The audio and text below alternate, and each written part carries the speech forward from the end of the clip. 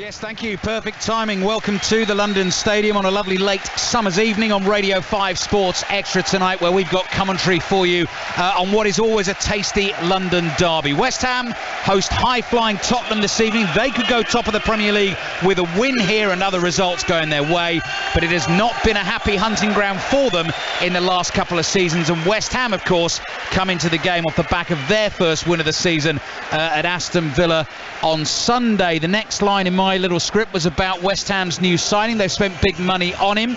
He's a Brazilian who goes by the name of Lucas Paqueta, and he's just been given a lovely warm welcome to his new home. The bubbles are blowing and he's walked out into the middle of the pitch and got a standing ovation from all the West Ham fans. Not starting the game this evening, he is named amongst the substitutes. Let's say hello for the first time this evening to my summariser for the game tonight, former West Ham defender, Wales international James Collins. Exciting signing, James. West Ham have spent a lot of money this summer. They've finished 6th and 7th in the last couple of seasons. It's a real sign, isn't it, that the club are trying to push on? It is. It's a huge intent from the club, Ali. Say that there's been a few grumblings in seasons gone by from West Ham fans that they haven't made enough signings. The squads weren't big. The squads haven't been big enough. And like I said, the owners have come out with real intent and made some great signings and spent a lot of money. So it's exciting times to be a West Ham fan.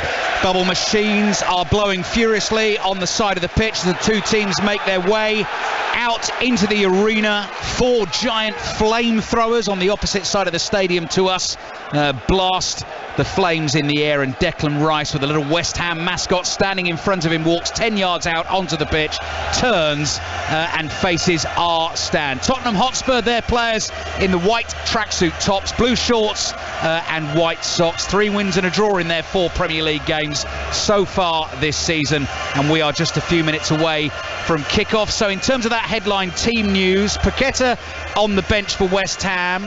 Another one of their big money signings this summer, the Italian centre-forward Gianluca Scamacca is absent with illness tonight. Michail Antonio gets the starting role up front. He has an excellent scoring record against Tottenham. And actually, James, on the Tottenham front, what's quite interesting is to see Son Heung-min starting again. Not been in his absolutely tip-top form so far this season. Richarlison has joined and is playing well, but Antonio Conte has gone with Son again.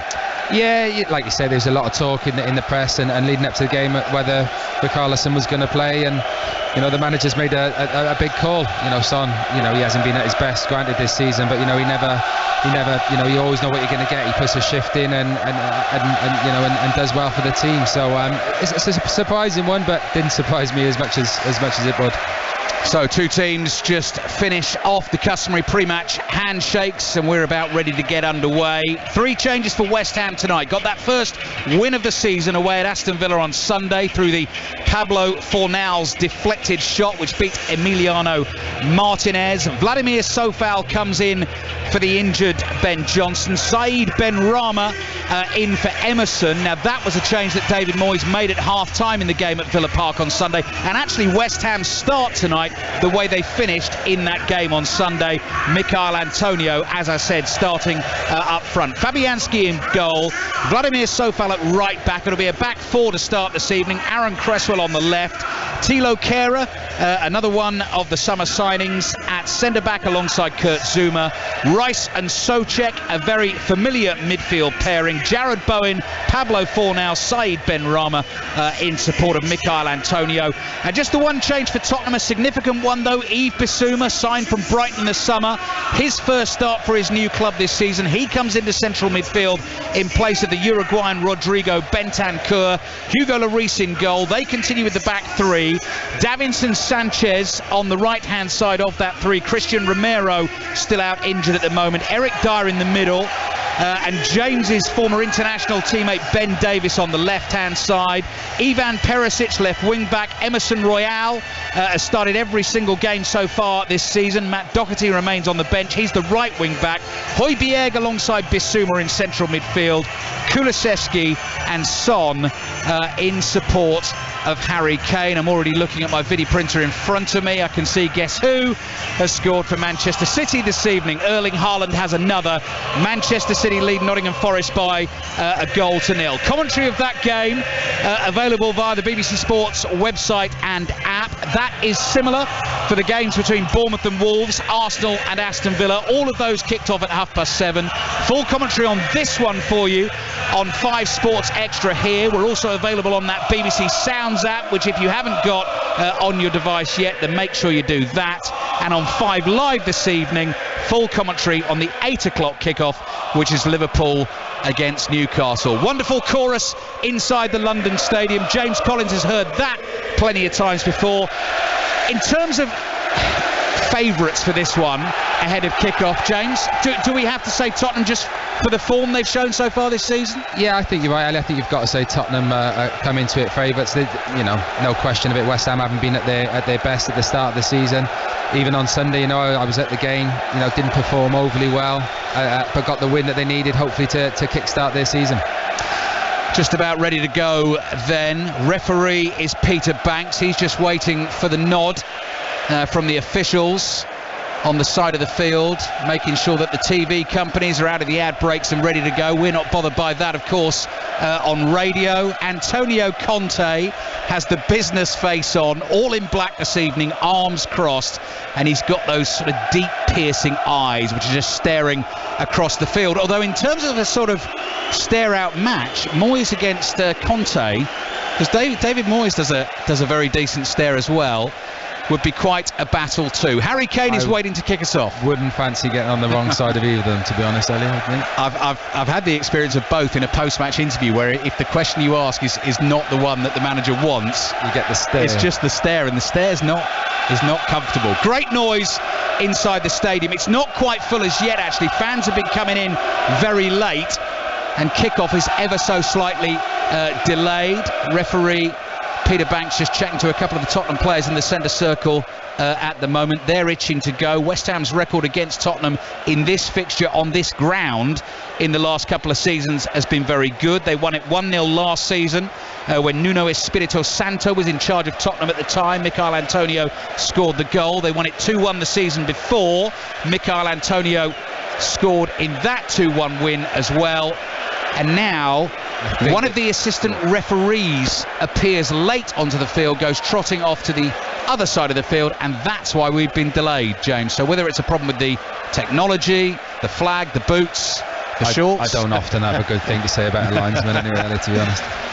He's ready. We're ready. And we're delighted to have your company this evening. Commentaries everywhere you look available via the BBC tonight, and we'll keep you across all the goals as they go in the Premier League and, of course, the Football League as well. We're underway. Tottenham defending the goal away to our right-hand side in front of the Sir Trevor Brooking stand. Blue sky gently fading above us. These sort of giant triangular floodlights dotted all the way around the stadium, shining brightly as Harry Kane flicks on, looking for his strike partner Son. Tottenham work it back into midfield. Yves Bissouma gets a first touch of the evening, floats a pass out wide right to the Brazilian Emerson Royal. Højbjerg into Bissouma. Tottenham play back into their own half, and Eric Dyer comes bouncing forward up towards the halfway line, plays out to his right. Højbjerg scuttles forward about 5 yards. Emerson Royal wide on the right, and Tottenham happy just to keep the ball early on. So if Tottenham can get the win this evening, they would need Arsenal to lose at home against Aston Villa. That game is underway. It's 0-0 at the moment. And Manchester City not to beat Nottingham Forest, but they're already 1-0 up, and Tottenham could possibly go top of the Premier League table tonight. Kane's layoff here to Kulusevski, dances past Cresswell, plays it in towards Son. He's stumbling inside the penalty area. He goes down. Thilo Kehrer goes down, and the free kick actually goes West Ham's way. Here's James Collins. It's very good defending from Kehrer, I must say. Tottenham comfortable in possession, West Ham dropping a little bit deep early on, letting, sort of feeling the game out, letting Tottenham have the ball, and Kehrer's come across and cleaned up, a good run from Son and got the foul. Free kick West Ham. Lucas Fabianski, now playing in his 16th season of Premier League football, having made his debut for Arsenal as a 22-year-old back in 2007, clears the ball long with his right foot, drops inside the Tottenham half, bit scrappy in there. Tottenham want a handball against Thomas Souček, and they get the decision. And here's one for you as well on the stats front. Michail Antonio becomes the 5th West Ham player to make 200 Premier League appearances this evening. Now, obviously, there are players who played plenty of games for West Ham before the advent of the Premier League. That is a Premier League statistic, but it is still an impressive one. Mark Noble way out in front on 414.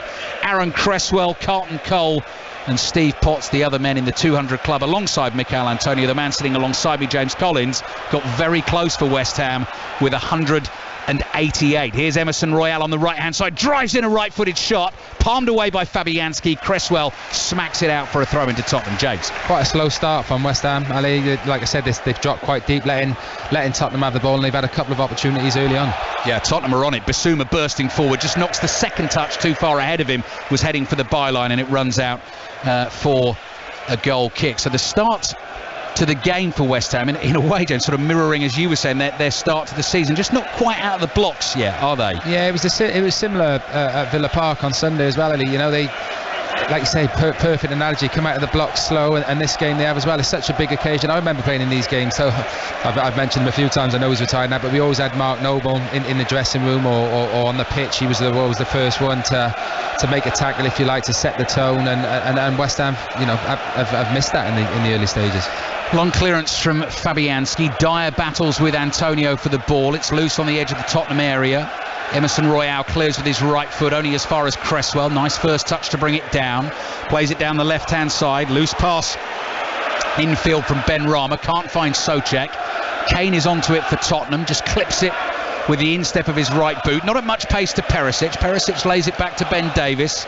Into the feet of Basuma. Back to Dyer, and Declan Rice, high on the press, comes charging up the field. Declan Rice is already just trying to squeeze West Ham up the pitch to put more pressure on the ball, because Tottenham are having it too easy at the minute. Now Tottenham have beaten that press, and Declan Rice has got to come chasing back. He won't catch Son. Son moving forward at speed.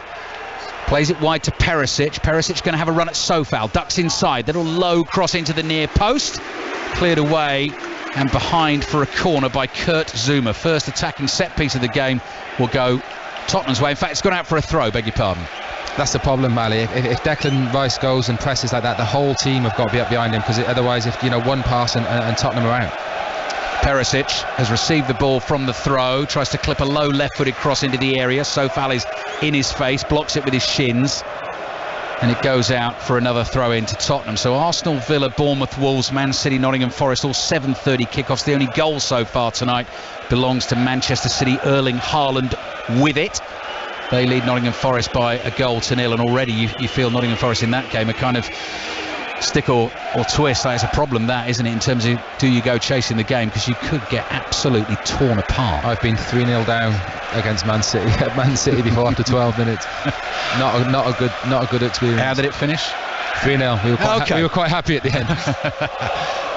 0-0 here between West Ham and Tottenham. 5 minutes played on Radio 5 Sports Extra. All those other commentaries available for you online via the BBC Sport website and app. And West Ham have it. Cresswell pokes it to Souček inside the West Ham half. Forward to Ben Rama, gets away from Basuma. Good run being made by Bowen. Bowen up to the edge of the Tottenham area on his right foot, hits the shot, drags it, and it goes well wide and behind for a goal kick to Tottenham. I was just talking about the West Ham pressing. Tottenham lost the ball and tried to press West Ham, and a good ball out from the back, and Ben Rama's away. Nice ball into Bowen, and he's on the wrong side really. He liked on his left foot and dragged the shot wide. Just seen another goal go up on the video printer, and then the screen's gone blank in front of me, but it looks like Erling Haaland has a second tonight already. Yes, 23rd minute of the game. Manchester City leading Nottingham Forest by 2-0. West Ham 0, Tottenham 0 here at the London Stadium. Højbjerg's pass forward intercepted. Ben Rama, support on the outside here from Pablo Fornals. Fornals on the corner of the Tottenham area, works it onto his right foot. Cresswell steaming up outside him. Hugo Lloris decides to palm the shot away, but it's quite close to him. Maybe he was slightly unsighted. It's gone behind for a West Ham corner. Much better last few minutes from West Ham. You know, they're clearly going to sit back and try and defend well and win the ball and break. And you know, there's certainly the last two chances in the last couple of minutes. That's exactly what they've done. First goal in the Championship tonight belongs to Swansea. Stoke 0, Swansea 1. Corner West Ham. Jarrod Bowen now will hit a corner with his left foot right underneath the crossbar. Lloris punches under pressure from Antonio. The referee Peter Banks didn't like the challenge, And actually, West Ham player down, that might be Kurt Zuma, who's been clattered in the box.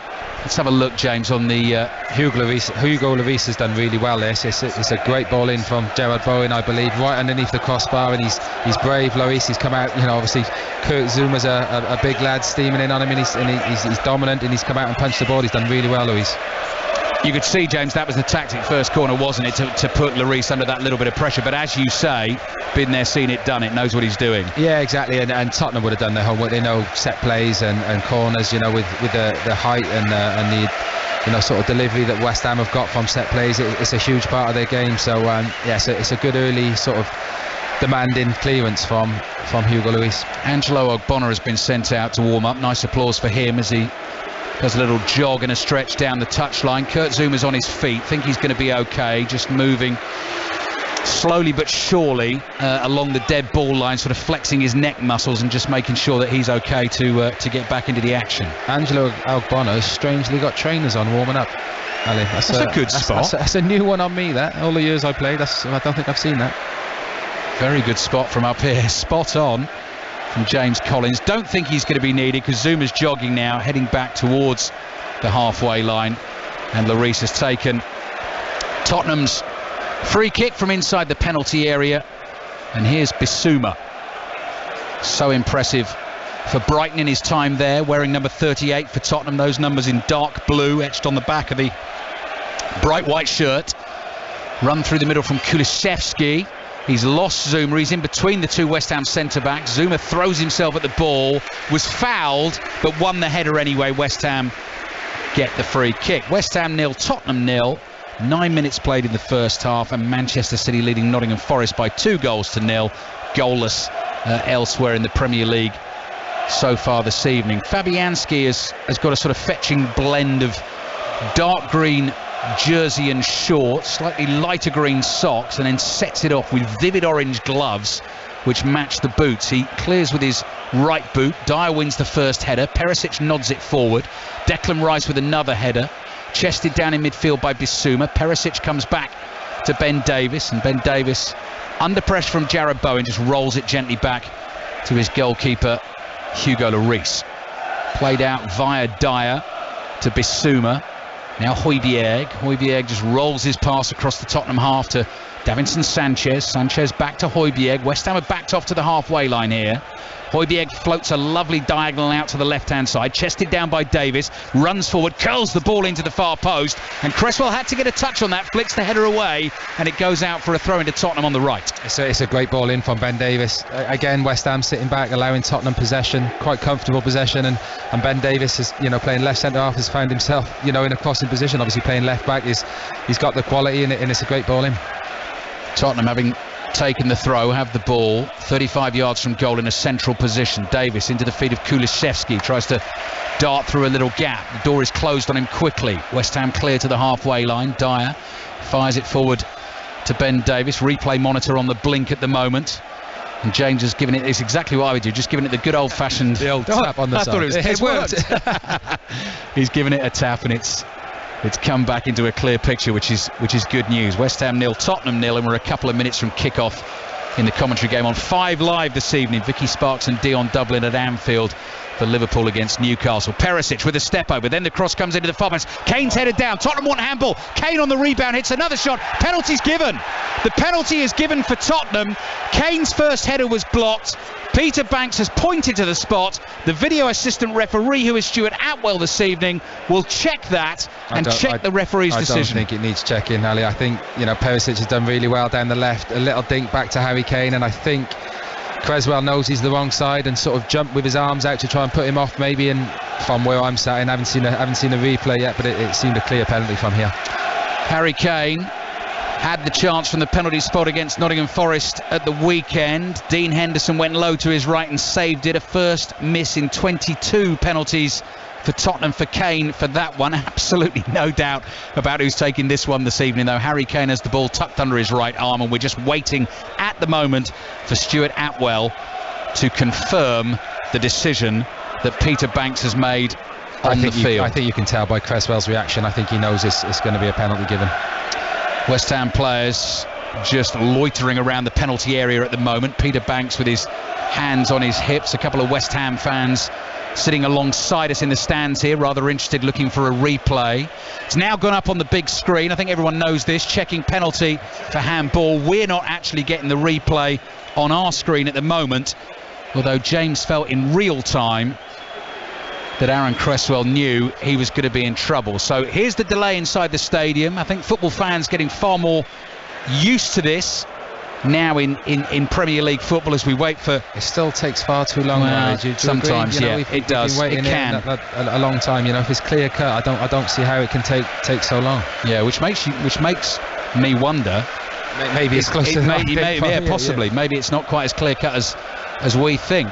Still hanging around, and Fabianski, West Ham's keeper, who's going to have to try and save the penalty if it's confirmed, has moved all the way to the edge of the box, and now he's walking away off to the corner flag. Tottenham players continue their protestations with Peter Banks. I'm hearing the words clear and obvious from the West Ham fans to my left-hand side. I guess they're arguing if it's not clear and obvious. I've gone so strong it's a penalty. This could be the end of my radio career. It won't be, James. Don't worry about that. Don't you worry about that. Conversations continue. And if it's taken this long, then I think Stuart Atwell is going to have to send Peter Banks over to the pitch-side monitor to get him to make the final decision on this one, because we have not got pictures of what Stuart Atwell is looking at here, unless there's something else actually, James, in the build-up to the goal that they're looking at as well. So, right, he's getting some communication now. This has taken a good couple of minutes already, and still no decision from the video assistant referee. Gabriel Jesus, I see, has scored for Arsenal. They lead Aston Villa by 1-0. Manchester City are 2-0 up on Nottingham Forest. We apologise for the delay for you listening to us. Son Heung-min now involved in the conversations as well. Long wait for the penalty taker, Harry Kane, who missed that one on Sunday. I think one thing that would make VAR better as a supporters and fans who watch football is we should be listening to what the referee is saying. I'll tell you something about that in a minute, actually, James. It's a good point you make. Right. Referee Peter Banks, the big roar you heard was the West Ham fans, because he's drawn that imaginary image of a monitor in the air, and he has been sent over to have another look at whether he feels his initial call of penalty is correct. We're doing our best to have a look at this on the images we've got of him looking at the monitor. Kane up at the far post. It's not, we've not got the best picture there, James. We can't really tell. Cresswell's close to Kane, isn't he, as he jumps? It may have flicked off Cresswell's head first. And then onto his hand, maybe. Yes, here we go. Change of decision, no penalty. No penalty. And that's why. I think you've got that right, James. I think that has hit another part of Cresswell's body first, then onto his arm, and referee Peter Banks reverses his decision. That took a long time, but by the laws of the game, if we've read that right, that is the correct decision. To get to that decision in that time, though, it's taken far too long. Obviously, they've come up with the right decision in the end. It's just going up on the screen for the fans to see now. Yeah. But actually, they can't see clearly enough on that screen that it's hit maybe Cresswell's face before it's hit his arm. It's a slightly blurred picture. That maybe doesn't help the situation. I'm sure, obviously, they've come to the right conclusion, but yeah, I don't see how that's taken so long to come to that decision. And I think the point you make, James, is right in terms of, we always liken it to the NFL. Referee comes to the side of the pitch, he's mic'd up, explains to everyone what's happened, why the penalty's not given, then everyone inside the stadium knows what's happened. 15 minutes gone, 0-0. Tottenham on the attack. Kane's ball into the West Ham penalty area. Kulusevski onto the clearance, edge of the box, hits a shot. That is blocked by Fornals. Fornals plays a little 1-2 with Ben Rama. West Ham under a little bit of pressure here, but surviving at the moment. Still West Ham 0, Tottenham 0. It's not that you ever need anything to really spice up a London derby between West Ham and Tottenham, but that decision, possibly, and the delay surrounding it, may just have added a little extra to the game. Sofal very nearly did a Neymar there with a back heel flick over the head of Ben Davies, trying to collect it the other side. Davies clears, throw in for West Ham on the right. 0-0. Sofal's throw, looking for Antonio. Bissouma sticks out a leg, blocks it. Another throw for West Ham, who need to try and find a footing in the game, and David Moyes is trying to get a message onto the field to Declan Rice just to try and get them a bit steadier. I think strangely a decision like that, or the weight, like you say, Ali, might spur, you can hear the West Ham fans have got up now and are supporting the team, so maybe that was as strange and as long as it took, maybe that's the thing that's going to get West Ham, into this game. Sofal's throw, half cleared by Tottenham. Basuma jumps with Bowen. Rice hits that well saved as well by Hugo Lloris. Bouncing ball, Declan Rice, I think with his wrong foot there, lashed that at goal. Lloris saw it late and it knocked him off his feet as he made the save. Out for a throw, and West Ham from the throw have won a corner. What a strike by Declan Rice. Yeah, you mentioned there, Declan Rice hasn't got a bad foot, Ali, to be honest. I played with him and trained with him for long enough. He's technically, just as good on both feet, but I think Bowen did well, got up for a header and the ball's dropped to him, and it's a tremendous strike. West Ham enjoying a good little spell. 17 minutes gone in this game. You're listening to it on 5 Sports Extra. James Collins, former West Ham, Aston Villa, Wales international, alongside us as Bowen works a 1-2 with Fornals. He's overhit the cross and it bounces away and out for a goal kick to Tottenham. That is an attacking opportunity wasted. It's poor, to be honest, Ali, from West Ham. They would have worked on their set plays. I know David Moyes, I've worked with him. He takes so much pride and time on his set plays, and to see something like that will infuriate David Moyes on the sideline. Liverpool-Newcastle underway then. That's our commentary game on 5 Live tonight. This is West Ham 0, Tottenham 0 on Sports Extra. Both available via the BBC Sounds app as well. Just download that to your device. Look for your station. Spin the wheel. Click on the station and you'll get the commentary. And of course on the BBC Sounds app, all those fabulous podcasts as well. Football Daily podcast there for you every single day. There will be another very good listen for you tomorrow morning after a busy night of Premier League action. We're recording the next episode of the Fantasy 606 podcast tomorrow morning. That'll be out later on tomorrow. So Erling Haaland owners and Gabriel Jesus owners in their fantasy teams will be very happy so far this evening. Ball's gone behind from a Souček cross for a Tottenham goal kick. And Michail Antonio, who's out there this evening, has his very own podcast on the BBC Sounds app. If you're not aware of that, go and have a listen to the Footballers Football Show. It's him and Callum Wilson.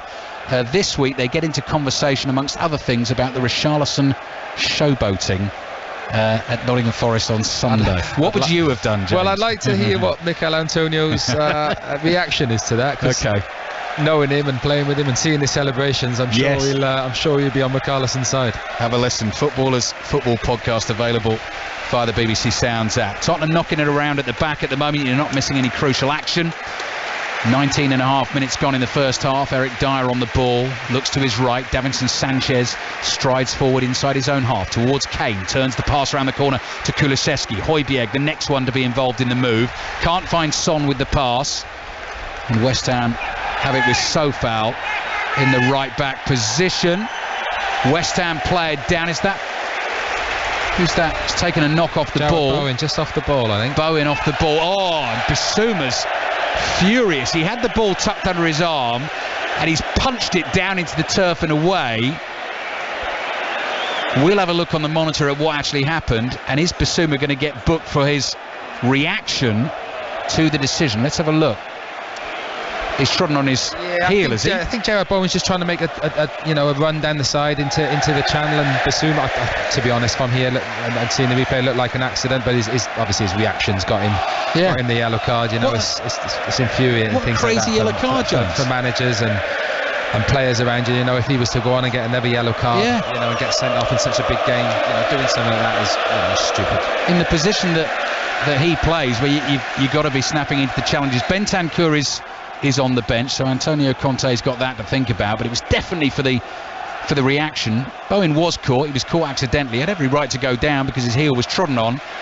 West Ham get the free kick and Basuma gets booked. West Ham 0, Tottenham 0. Manchester City leading Nottingham Forest by 2-0. Erling Haaland, not a bad signing. He's got both of them. And Gabriel Jesus, what a signing actually Arsenal made with him. Another one for him this evening, leading Aston Villa by 1-0. Bournemouth 0, Wolves 0 in Bournemouth's first game since the 9-0 drubbing at Anfield and since Scott Parker left the club. Liverpool 0, Newcastle 0 at Anfield. Declan Rice plays to the left, gets the ball back, he's inside the Tottenham half, cross to the German Thilo Kehrer. Jarrod Bowen comes short, gets it off Kehrer, plays it wide to Sofal. Haaland hat-trick. Erling Haaland has a hat-trick in the first half against Nottingham Forest. 38 minutes to score the 3 goals. So hat-trick against Crystal Palace in the comeback win, hat-trick against Nottingham Forest tonight. Good football from West Ham. Ben Rama towards Antonio, running at Dyer. Oh, he's hit the outside of the post.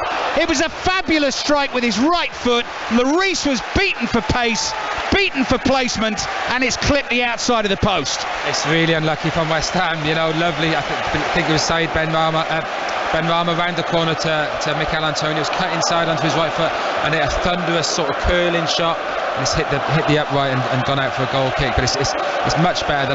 Tottenham sort of dominated for the first 8 to 10 minutes, and now West Ham are really into it. Sorry, it was Fornals round the corner to Ben Rama, and then Ben Rama's played a nice ball into Mikel Antonio, and it's a great effort and very unfortunate.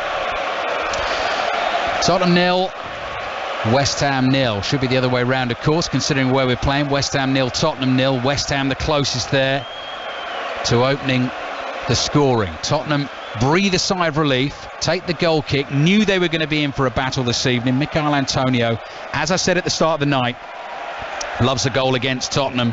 6 in 11 Premier League games, including in the last 3 home games as well. Very nearly had another one there. Scamacca not available tonight, but lovely for David Moyes now to have those options up front for West Ham, the Italian international and Mikel Antonio. Tottenham playing a bit of keep ball again inside their own half. 0-0. Arsenal leading Villa by a goal to 0, and Manchester City already 3-0 up on Nottingham Forest, which may well give Pep Guardiola the opportunity to rest some players ahead of the weekend and ahead of Champions League action next week. West Ham put the pressure on Tottenham, and Sanchez, all he can do is clear the ball out for a throw. It's brilliant from West Ham. Like you said, they're happy for Tottenham to have the ball, but when there's a sloppy pass or the ball's played backwards, the West Ham team are all squeezing up and putting the Tottenham players under real pressure, and they say it's concluded in Tottenham just kicking the ball out of play and West Ham getting the ball back. Has changed actually since Tottenham had the penalty decision reversed. The whole momentum of the game has changed in the first half. Sofal on the right, can't find Bowen. Ben Davies steps in, plays a pass to Højbjerg. Højbjerg looks up, sees the longer ball is on, floats it over the top of the West Ham defence, collected by Kulusevski on the right hand side. Emerson Royal comes forward in support, laid back to Højbjerg, first time low shot, and Son jumps over it right in front of Fabianski. He wasn't going to be fooled, makes a very comfortable save behind him and runs out to the edge of his penalty area. A decent first half. Yeah, it's been great. Like I said, Tottenham probably had the most of the possession early on, but West Ham, like I say, since the penalty decision have certainly been the better side. Now that's a foul, that's a double foul from Ben Davies on Jarrod Bowen, through the back of him with the initial one. His momentum took him into Bowen again. So Jarrod Bowen in the wars at the moment, definite free kick, no argument there. Ben Davies just letting him know he's there. And as James will know, of course, as every Welshman, Welshwoman, Welsh person will be, hugely, it's coming so fast now, isn't it, that World Cup? It's going to be incredible. Like I said, I was lucky enough to play in the Euros, Ali, in 2016, and they did it again. But for Wales to get to a World Cup and to go and the players and the servant like Gareth Bale, Aaron Ramsey, who've served Wales so well over the years, to go and have a chance at a World Cup is incredible, and the whole country is in anticipation. You'll hear every minute of it on BBC Radio 5 Live and 5 Sports Extra. Wales, of course, in England's group along with USA and Iran. World Cup starting at the end of November. 25 minutes into this game. West Ham 0, Tottenham 0. Tottenham have the ball again. They've worked it into the West Ham half. Bissouma's chased by Antonio, so he turns back. Sanchez to Dyer, forward to Højbjerg and back to Dyer.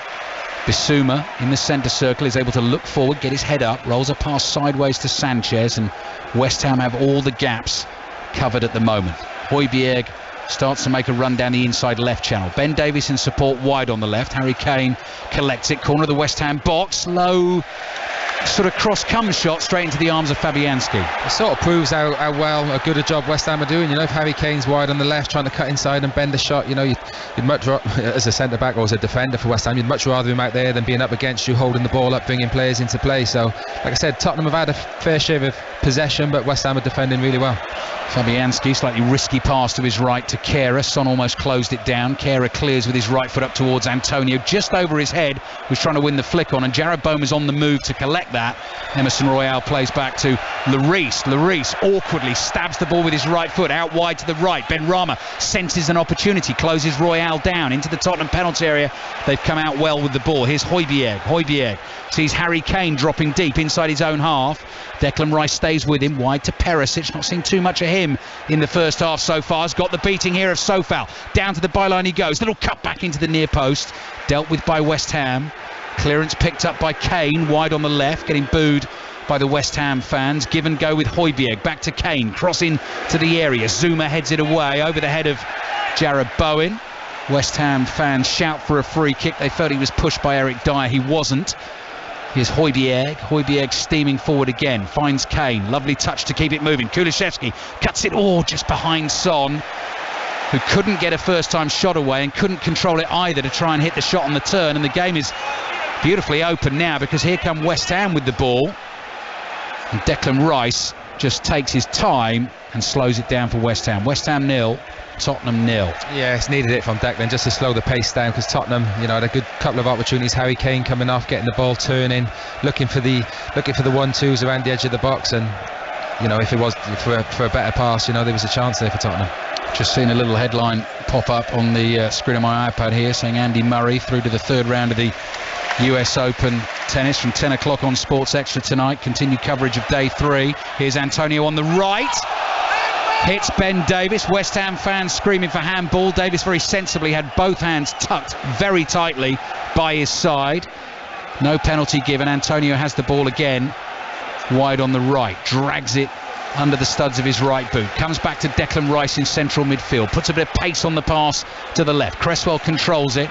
Out wide to Benrahma. Benrahma's ball in, too close to Lloris. Bounces once and into the arms of the goalkeeper. I did the commentary, James, on the Nottingham Forest game. I thought Benrahma was one of West Ham's best players, actually, in that game, with the sort of danger that he created against Nottingham Forest. Not seen quite so much of it yet this evening. Yeah, it's in there. With Benrahma, I've seen games where he's been anonymous, if you like, and not done anything. Other games you think, he could be a world beater. That's what David Moyes, where he's in and out of the side. David Moyes wants him to be a 7 out of 10 or 8 out of 10, not chucking the odd 4 out of 10. So there's no doubt there's talent there, but he just needs to show it on a more regular basis. Ball with Tottenham. Dyer has it. Half time at the Etihad Stadium. Manchester City 3, Nottingham Forest 0. Erling Haaland has his second Premier League hat-trick. Son's foul just inside the Tottenham half. Jarrod Bowen was racing away with the ball. That's why you'll hear the irate West Ham fans standing next to me in our commentary position here, but that is a free kick for Tottenham. And Blackburn have taken the lead away at Blackpool in the Championship. Ben Brereton Diaz again with the goal for Blackburn. The only other goal in the Championship so far this evening, according to the screen in front of me, is Swansea with the early lead away at Stoke. Stoke 0, Swansea 1. Here's Dyer, 10 yards inside his own half. West Ham 0, Tottenham 0, and just 15 minutes remaining in the first half here. Dyer just delays on releasing the pass forward, so Tottenham keep it inside their own half again. Højbjerg crosses the halfway line onto his right foot. Sees Davinson Sanchez just creeping over the halfway line. Quickly to Bissouma, try to flick a pass to Emerson Royale. Read by Declan Rice, wins it back for West Ham. And here's Cresswell in his green boots. Forward to Souček. Souček spins it out to Kehrer. Kehrer wide to Sofal, right under the nose of Antonio Conte. Curls the pass down the touchline. Bowen couldn't keep it in play. And that is a throw-in for Tottenham on the left. Yeah, I've mentioned it a few times now, Tottenham having possession. And a night like this, Ali, as a defender, concentration is everything from these West Ham boys. There's no doubt Tottenham, as we spoke about, are going to have more possession and try and look for the intricate passes around the box. But like I said, at the minute, West Ham are blocking all the holes and defending well, and that's going to have, that's the beauty of top-class centre-halves. The concentration levels have got to be so high in the Premier League. Arsenal 1, Aston Villa 0. Half-time scoreline in the Premier League. Bournemouth 0, Wolves 0. Long ball over the top for Son to chase, is beyond him. Bounces once and Fabianski catches it and slings it out in the same movement. Rice to Fornals, fires it towards Antonio. Too much on the pass. Couldn't control it, doesn't chase it either. That's a lost cause. And so Tottenham are able to pick up possession with Eric Dyer under no pressure at all, just outside his own penalty area. Short pass forward to Højbjerg, tries to pick up the pace for Tottenham. Son comes towards him, lays it back to Højbjerg. Zuma came with Son, then has to turn on his heel and get back there. Floated pass down the left for Kane to chase. Kane gets there first. Kehrer sticking to him like glue, forces him out wide to the left-hand side. Good vision from Kane, looking for the run from Højbjerg. Fabianski saw it as well, off his line quickly, and collects it for West Ham. Yeah, nice little ball from Harry Kane. He's done really well. Højbjerg making a late run, third man run from midfield into the box, and you've got to say Fabianski done well to see the run and come out and claim the ball. Just watching Michail Antonio running off the ball there. Two real full pelt sprints to try and get into position for a pass that's going to be released, obviously having to stop in between them. That is the frustration of the forward, putting that effort in, pass not released, has another go, pass not released. Here he goes again, making ground in the middle. Low cross comes in, Antonio's there, but Dyer's there as well, gets a foot on it and clears it out for a throw-in to West Ham on the left-hand side. West Ham 0, Tottenham 0. That's one thing about Michail Antonio, you know, he sometimes doesn't have the best game touch and that, but he always puts a shift in and puts in 100% every time he puts on the West Ham shirt. Declan Rice, lofted pass to the right. Sofal controls it, closed down by Perisic. The ball is played back to Souček. Souček to Zuma. Rice steaming forward for West Ham, gives it to Benrahma, stretch, couldn't control it. Tottenham are going to be dangerous on the counter here. Kulusevski quickly up on the right hand side, Kane plays it to him. Son is lurking on the edge of the box. Kulusevski is up there on the right, into the box he goes. Kane on the outside, Kane with the cut across, and Son gets a touch on it, I think, and it ends up in the back of the West Ham net. Tottenham absolutely deadly on the counter attack there. 12 minutes before half time, it's West Ham 0, Tottenham 1. Absolutely deadly from Tottenham. You know, this is the first time really Declan Rice has pushed forward for West Ham. He's tried a little 1-2 on the edge of the box to get a chance on goal. One good win, Tottenham win the ball back, one good pass out to Harry Kane, and West Ham have left 3-on-3, and we all know what Tottenham do in that position. Tottenham players continue the celebrations. We'll have another look at goal on the replay monitor. Harry Kane onside before he hits the cross own goal. Thilo Kehrer, I think, got the final touch. Had he not got that touch, then Son would have scored it. Son was right behind him.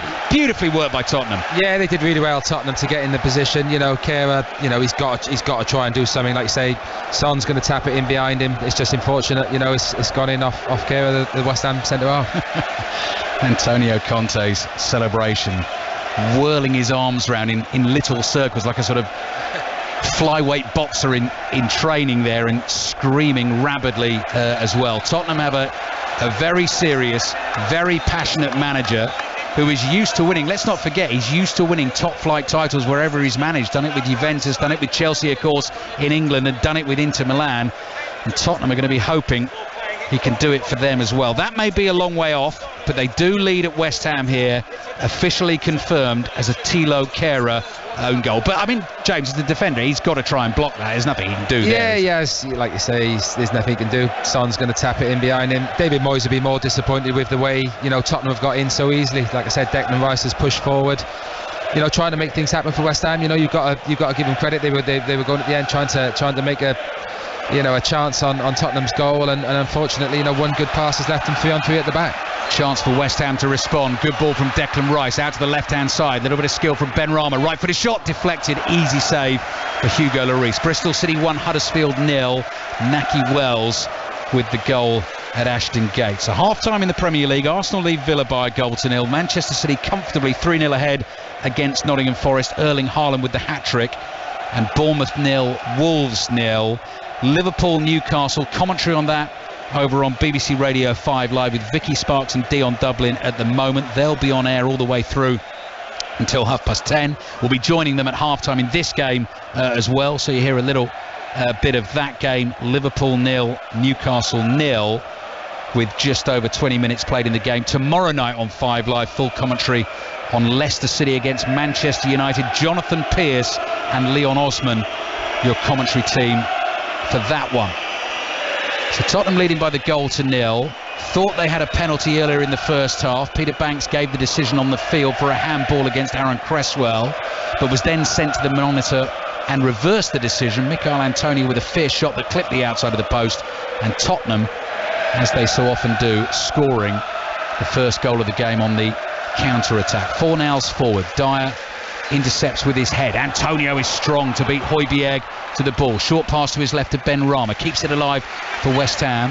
Back to Fornals. What have you spotted there, You can James? tell by David Moyes' body language. He's absolutely furious with the way West Ham have conceded that goal. Like I said, they plugged the gaps. They defended really well. You know, like I said, gone and trying to take the game to Tottenham, but left themselves exposed at the back and find themselves 1-0 down after probably being the better team for the last 20 minutes. Cresswell gets his head down, makes some good yardage down the left for West Ham. Finds Fornals. Fornals with the cut back. West Ham appeal for handball. Davinson Sanchez blocks it again. It looked like arms by his side to me. Peter Banks agrees. Gives the corner to West Ham, which Fornals gets ready to take. Ball comes up off his leg, hits him on the shoulder. No danger of a penalty being given there. Corner taken, curling cross into the box. Emerson Royale wins 2 headers for Tottenham. Fornals is there wide on the left for West Ham. Flicks it over his own head. That could have been a high boot on Fornals. Advantage play. Declan Rice crosses in. That's too deep. Bounces behind for a Tottenham goal kick, and they lead West Ham by a goal to nil. I think West Ham have had 3 corners now, and all 3 of them have come to nothing. You know, like I said, last season, the season before, set plays was a huge part of West Ham's game, why they were winning so many games and dominating games. And you've got to say tonight, the quality of the cross and certainly the runs in the box, it hasn't been there. And they're trying to play short corners, which isn't what's brought them success. Things guaranteed to make David Moyes' blood boil will be, disappointing Sloppy set pieces goals and sloppy goals. So you feel that the West Ham players could be in for a rocket at half-time unless they can get themselves back level before then. About 7-8 minutes to the break. Both managers pacing the touchline, watching the action. Tottenham building play inside their own half. Højbjerg playing to Ben Davies. Let's not forget that Basuma's on that yellow card in the Tottenham midfield. Jarrod Bowen comes back, slides in, takes the ball away from Ben Davies. Throw in Tottenham. Midway inside the West Ham half on the left-hand side. Thrown back. Højbjerg and Dyer exchange a little 1-2. Here's Basuma round the corner to Kulusevski. Couldn't quite bring it under control in time, which enabled West Ham to get back at him. Tackled by Souček. Rice comes away with the ball. Here's Fornals just inside his own half. Goes for the lofted pass to the right. Jarrod Bowen goes down. Sofal continue to run beyond him, so West Ham have it. Sofal's lost it to Perisic. Bowen is still down. I think he's claiming a similar thing happened there, that he accidentally got trodden on. Perisic in the left back position for Tottenham. Clears it up to the halfway line.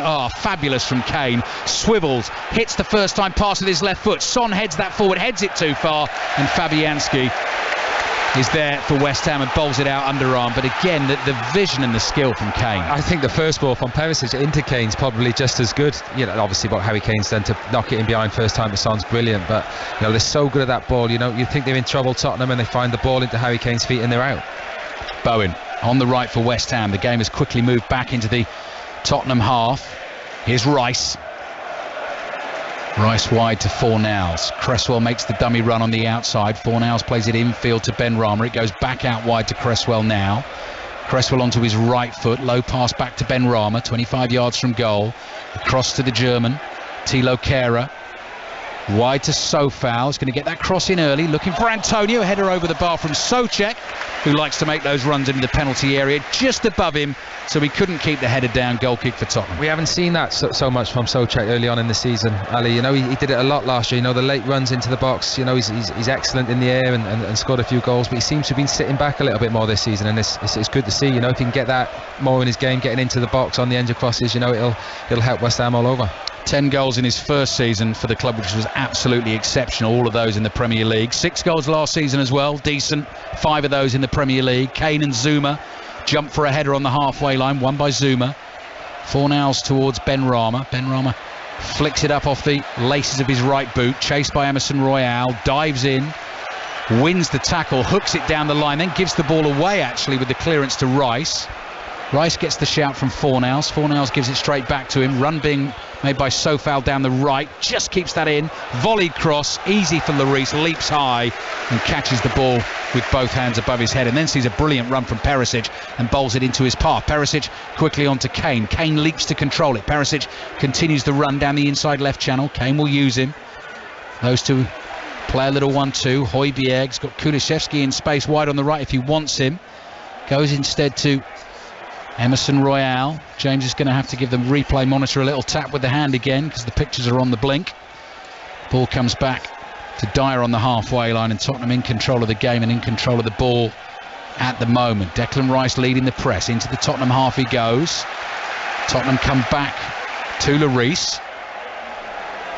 And Lloris with his left foot floats the ball out towards Perisic, who tries to flick it on to Son. Can't keep the ball in play, and that's out for a throw into West Ham. David Moyes applauding, I think, the defensive effort from West Ham there. Yeah, I think it's Declan Rice again. You know, he's taking it all on his shoulders to try and squeeze this West Ham team up the pitch. They seem happy at the minute just to sit back and let Tottenham have the ball, but obviously now being 1-0 down, they need to go and take the game to Tottenham, and Declan Rice is certainly, you know, the man who's trying to press and get the team up the pitch. Antonio, little burst of speed, one-on-one with Dyer wide on the left. Dyer just watched the ball carefully, stuck a right foot on it, and Tottenham trying to work it out from the back. Dyer, chip pass, nicely measured to Kulusevski. Kulusevski steps away from Fornals. 2.5 minutes plus added time remaining at the end of the first half. Højbjerg hits his pass into the heels of Ben Davies. Perisic steps in to sort it out. Low ball up the middle of the pitch. Kane with a touch and a turn, and then a low pass to his left finds Son. Son just slows it down for Tottenham. Back into their own half they come. Walking pace at the moment. Davies to Højbjerg. Højbjerg gets it back from Dyer. Son and Højbjerg exchange another little 1-2, and Højbjerg then chips the ball to his right and finds Sanchez infield to Bissouma. Back to Sanchez again. Lots of passes being knocked together by Tottenham here. No threat at the moment, but they got the lead in the game. Davis back to Højbjerg. Bissouma comes towards him. Again, all of this action taking place just inside the Tottenham half, either side actually of the halfway line. Dyer in the centre circle. Antonio comes jogging towards him. Now Højbjerg just gives it a little more pace, a little more intent. Rolls it to Bissouma. To Davis, to Bissouma. And Tottenham knocking it around for fun at the moment. It's because West Ham are sitting deep and keeping a low block. You know, Tottenham are happy to try and keep the ball to drag one of the West Ham defenders out and exploit the space behind. Lloris this time goes long, headed into the path of Ben Davies. Davies runs into Sofal. He wasn't going to be able to keep that ball in play. Out for a throw-in to West Ham. Antonio Conte gives Sofal a little pat on the back before he takes the throw. Half-time in the Championship. Coventry 0, Preston 0. Goals in the Championship so far this evening. Bristol City leading Huddersfield by 1-0. Blackburn are 1 up at Blackpool, and Swansea with their early lead away at Stoke. Stoke 0, Swansea 1. If you haven't heard half-time scores in the Premier League, Arsenal leading Villa by 1-0. Bournemouth and Wolves goalless, and Haaland's hat-trick as Manchester City 3-0 up on Nottingham Forest. Liverpool Newcastle over on 5 Live. Full commentary on that one. Kicked off at 8, and it's still 0-0. Fornals to Rice, left hand side corner of the Tottenham box. Fornals curling cross. Lloris comes, stretches over Bowen, gets 2 fists on the ball, punches it away. It's back out to Fornals wide on the left. He sort of stumbles over the ball there, and he got a little caught up between his feet, and it's gone out for a throw in to Tottenham in their right back position. Decent cross that though initially. Yeah, it was, and you've got to say Lloris did well again, and you've got to say Tottenham are defending their box. You know, obviously they know West Ham are going to try and get crosses into the box, and they defended it well. 4 minutes of added time at the end of the first half. The reason for that is it took about 4 minutes to decide whether Tottenham should have had a penalty or not. It should be more, to be honest. Yeah. West Ham feel they should have had a free kick inside the Tottenham half, not given, and Tottenham bring the ball away. Is that Bowen down again? I think it might be. Perisic looking to find Son, making a run in behind the West Ham defence. Kehrer with a clever clearance there off the boot of Son, and out for a throw in to West Ham. So we're going to get a stoppage in stoppage time at the end of this first half, because Jarrod Bowen has taken a whack. Dead leg? Dead leg, yeah. Ben Davies has tried to come around the side and nick the ball in front, but Jarrod Bowen stood across him and he's took a knee straight in the quad. They can be sore. Leicester, Manchester United, your commentary on 5 Live tomorrow. Friday night, your usual Premier League preview with Darren Fletcher and the team on the Friday Football Social. And then commentary's coming your way on 5 Live over the weekend. Get a load of this. 12:30, Old Firm derby in full on 5 Live, Celtic against Rangers. We'll have another commentary on West Ham. They're away at Chelsea. Ian Dennis with your usual 3 o'clock service with that one. Manchester City away at Aston Villa in the 5:30 slot, which is a 5 Live commentary game every Saturday this season. Sunday, 2 more for you. Brighton Leicester at 2. Brighton obviously going into that one off the back of the defeat against Fulham last night. And then Manchester United Arsenal at 4:30. All coming your way in full on 5 Live over the weekend. Heading towards half-time here at the London Stadium. The ball's gone out for a throw into Tottenham. They're quite happy to take the sting and the steam out of the game late in the first half. I think Antonio Conte will be absolutely delighted with the goal they scored and with the way they're controlling the game at the moment. Conceded against Southampton on the opening day. Excellent fighting spirit they showed in the 2-2 at Stamford Bridge, and then clean sheets against Wolves and Nottingham Forest. He's making them a tougher nut to crack. Throw in down the line. Kane flicks it on, looks for Son. Zuma clears for West Ham. Up in the air it goes. Assistant referee says offside. Antonio coming back from the offside position, so that will be a free kick to Tottenham. And it suits Tottenham, James, but the first half's just sort of petering out a little bit, isn't it? Yeah, it is. Like you say, Tottenham are more than happy just to knock the ball around, and a bit of time wasted and get in. I go back to it again. You can see in David Moyes' face on our monitor here. He'd be, because West Ham have been in it. They've had chances and they've looked threatening at times, but just that one, blip in concentration. Leaving it 3 on 3 at the back has cost them. Ball with Tottenham again, inside their own half.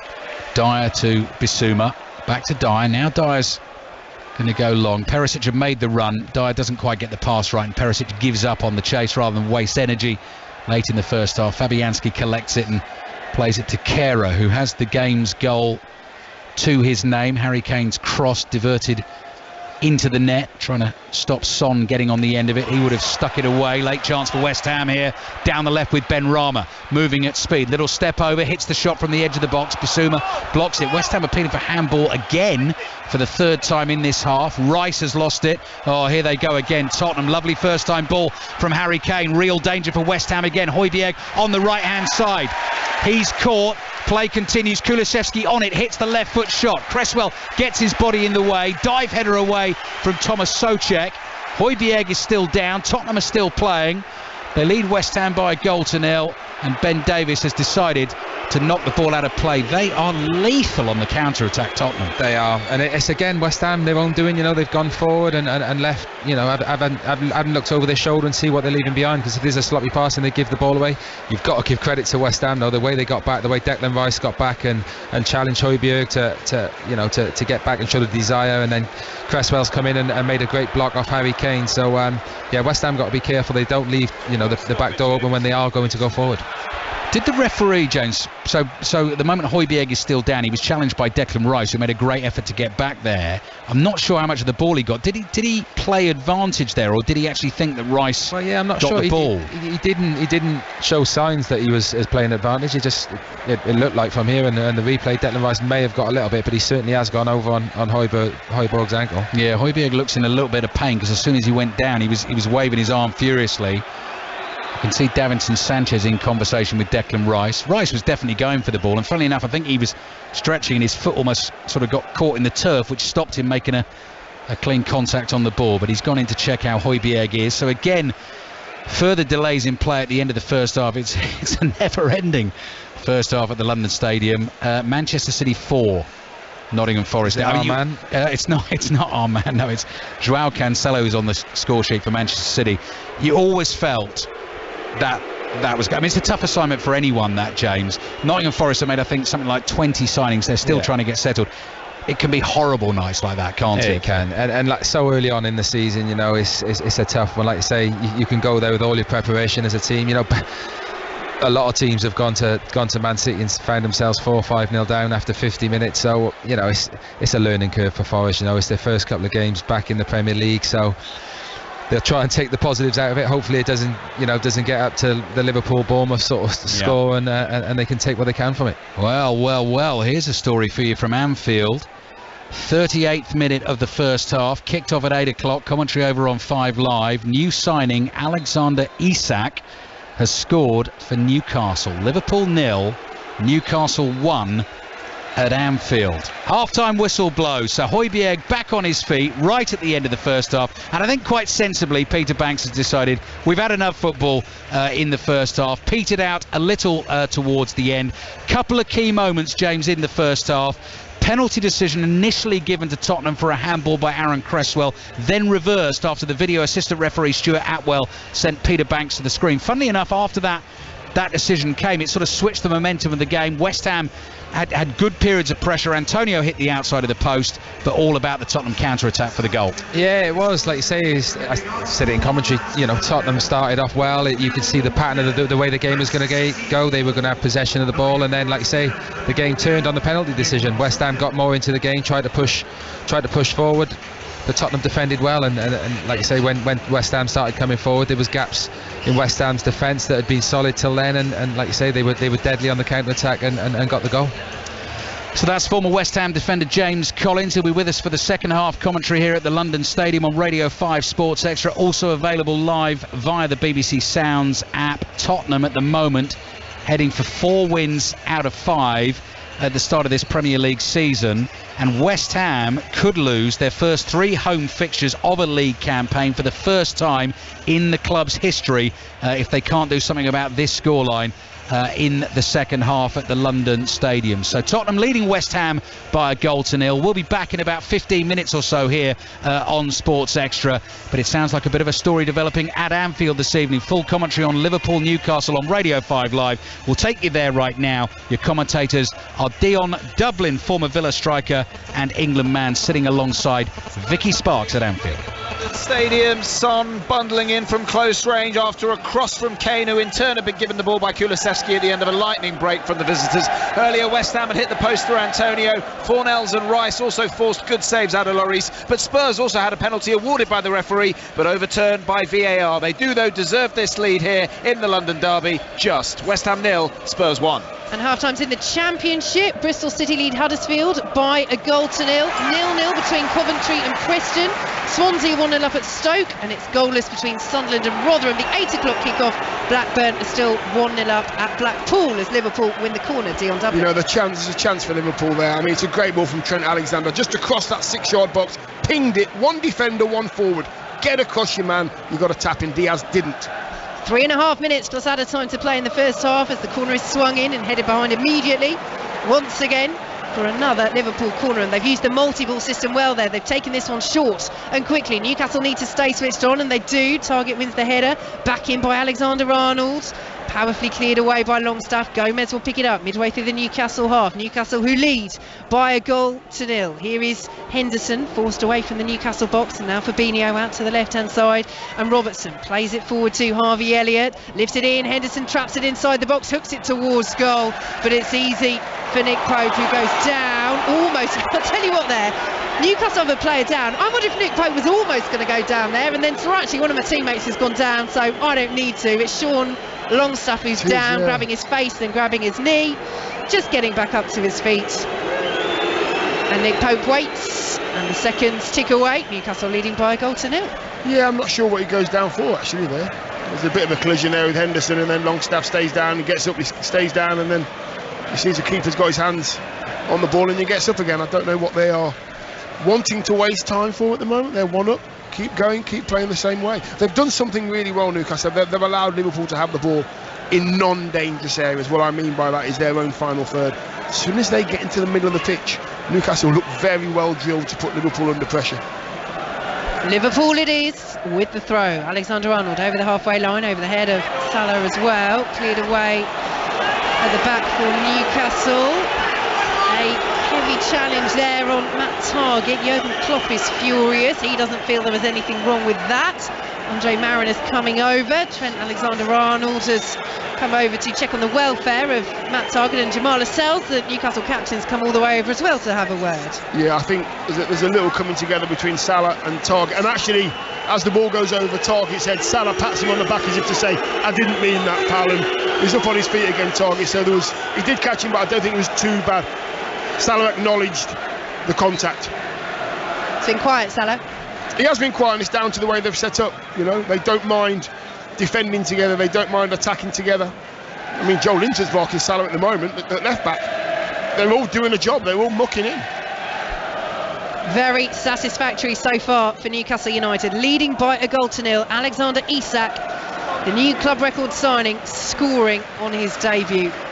As the ball is out to the right hand side for Liverpool. Salah approaching the penalty area, dinks it infield to Alexander-Arnold, who pulled it across. He was looking for Henderson, who gives the thumbs up, but Willett read it well, and Newcastle will try and counter with Isak, the only black and white shirt up there, eased off it by Fabinho, and now Harvey Elliott sends it back to Virgil van Dijk into the final minute of normal time at the end of this first half. Liverpool 0, Newcastle 1. Here on BBC Radio 5 Live, as Alisson collects it inside his own penalty area. Forward now to Joe Gomez as Newcastle get back in shape. Newcastle, who don't have as many players out injured as Liverpool, but are without Callum Wilson, such a big player for them. Bruno Guimaraes as well, outstanding since his arrival. And Alan Maximin, of course, a lively Frenchman, scoring the late equaliser against Wolves in their last match. What a goal that was as well, an outstanding volley. 3 big players to be missing if Liverpool have the ball over on the left-hand side. And that's the thing with Wilson, he's a great player when he's fit, he's prolific when he's fit. Yes. He's not fit enough. This is why Isak could be such a huge player for them as we enter 4 minutes of added time, because Chris Wood, since his move from Burnley, hasn't really hit the heights. As Harvey Elliott comes down the right hand side for Liverpool, plays it in, half a shout for handball, nothing doing. Longstaff's arms are right down by his side, in fact it was target in the end, but still the analysis is the same. Fabinho has it for Liverpool, and now Elliott swings it left footed into the area. The header was important, it's taken away from Salah, it's behind for a corner.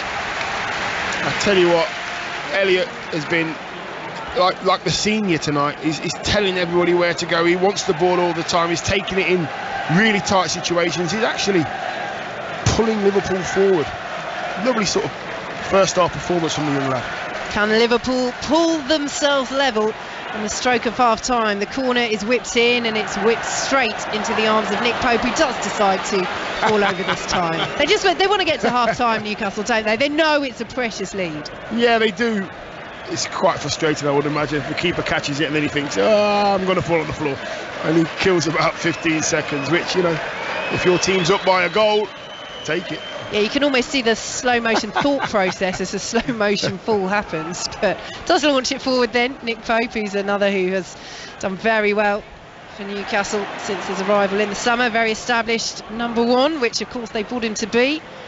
Newcastle builds down the right hand side, the ball across was a dangerous one. Alexander-Arnold, though, is able to control on the edge of his own 6-yard box, just weren't quite tight enough there, Newcastle. And Harvey Elliott will play it forward once again. Here is Firmino, Robertson over the halfway line, has Diaz ahead of him, plays it behind Diaz, but Diaz will still collect. Newcastle getting back into their shape. Diaz still has it over on the left hand side, drags the ball back.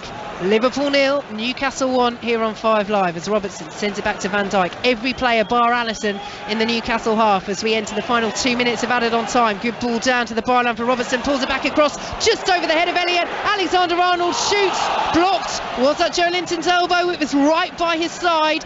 Shout from the fans rather than Alexander-Arnold, who does well to win the corner. Yeah, it's a half shout for a penalty. Alexander-Arnold's shot was way off target anyway, so I don't think they were ever going to get that, but just a bit sloppy in the final third. Liverpool not knowing what pass to play and not executing at the moment. Alexander-Arnold with the corner, flicked away by Newcastle. Salah will chase over on that left hand side and will keep it in. Liverpool 0, Newcastle 1, entering the final minute of added time in this first half as Harvey Elliott plays the ball in, looking for the run of Salah. That's a great header as well, and Trippier is roaring at Dan Burn. Perhaps a little bit of confusion there in the Newcastle defence, but Trippier did exactly the right thing there. Yeah. Knew that Salah was in and around and sent it behind for the corner. Just be safe, just be safe. You're nearly at half time, you're 1-0 up at Anfield, don't take any chances. No grounds that Newcastle have not won at in any competition since 1995 as the corner is swung in, spins away from everybody. Salah will pick it up. Alexander-Arnold drives from 25 yards. The ricochet won't quite fall to Fraser. Well tidied up by Gomez. Salah forward, lovely ball. Fabinho right hand side of the penalty area. Forced out of the box, well marshalled. Salah picks it up. And is that a corner? Yes, it is. Willock was appealing for it, but it is another Liverpool corner. They're pushing, but they're running out of time in this first half. 20 seconds of added time left to play. Can they find a leveller? They have peppered Newcastle with these set pieces. Alexander-Arnold swings it in from the right hand side towards Van Dijk, cleared away by Dan Burn, will be picked up by Robertson, has to get it in the box, does so, plays it in. It feels like the end of the 90 this, headed back in by Robertson, claimed by Nick Pope, and Andre Mariner puts the whistle to his lips and says that is that. So half time at Anfield, Liverpool 0, Newcastle 1, and a goal on his debut for Alexander Isak, the club record signing. And my word, Dion, didn't he take it just beautifully? Emphatically, he's been absolutely outstanding. He's worked really hard for the side. Liverpool possibly have the lion's share of possession, but Newcastle, the way they've set up in possession has been right, knowing when to squeeze, out of possession, working hard to get back into that 5-4-1. It's worked for them. Eddie Howe has got this first 45 minutes absolutely spot on. Well, Trent Alexander-Arnold is down there deep in conversation with Andre Mariner. I think Liverpool's frustration growing because they feel that Newcastle's players sometimes went down a bit easily, but really frustration growing with themselves. Yeah, because they've not quite had the chance to play the beautiful football that we know they can play. We know that they want time on the ball to pick a pass. They've not had any time at all from the middle third to Newcastle's final third. Newcastle have just waited and waited and pounced in 3s and 4s and 5s, and Liverpool have been forced into mistakes. Liverpool unbeaten in their last 26 Premier League games at Anfield against Newcastle.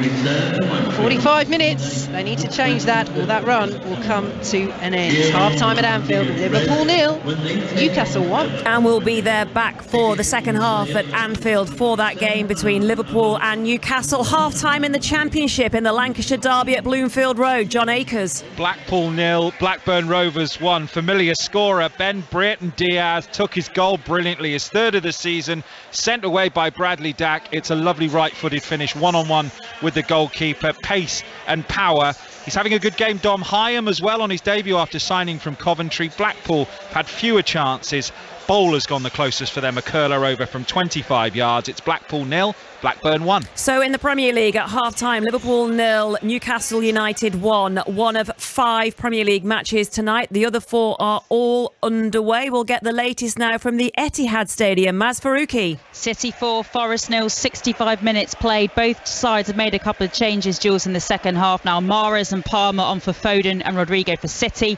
Awoniyi and Dennis on for Forest in place of Gibbs White and Johnson. But the momentum of the game hasn't changed at all as City go in the attack again and score a 5th. That was Julian Alvarez with a goal on his first City start. I was about to mention him in all the noise about Erling Haaland. We hadn't mentioned him yet, but he hit the post in the first half and he finally has his goal. He deserves that. So it's now City 5, Forest 0. I still feel we could have more here. I think they've wrapped that one up, Manchester City. Another 7:30 kick-off. Jonathan Overend. Arsenal 1, Aston Villa 0. It remains. Arsenal should have been further in front by the break, and they've just taken their foot off the pedal a little bit in the first section of this second half.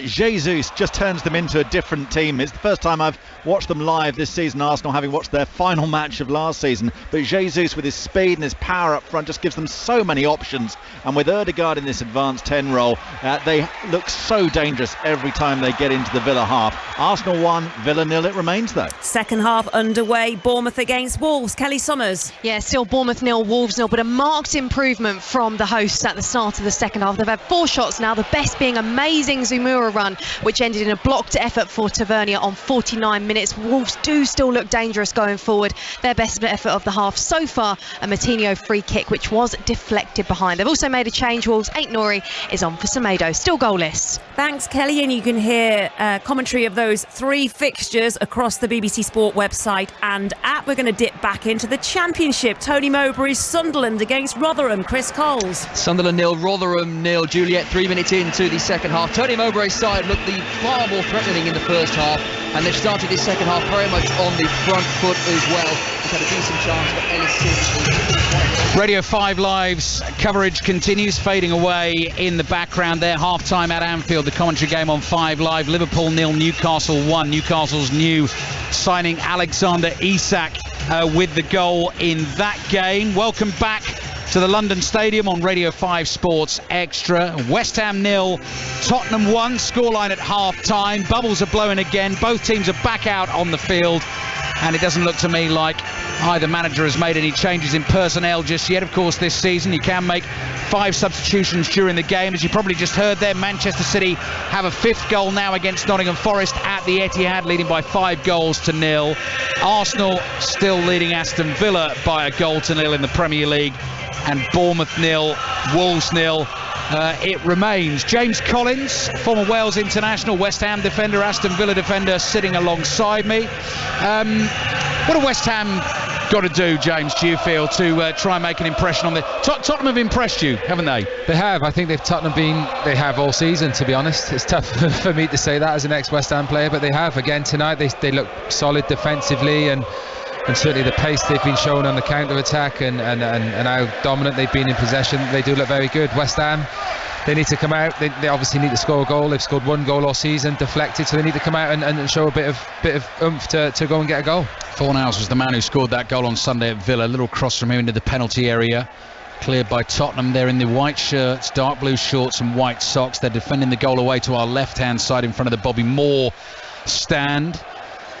In this giant modern stadium, West Ham in the claret and blue, playing from right to left. Sofal's cross in from the right, so early pressure from the home team. Dyer stoops to head the ball away, then it runs to Ben Davies.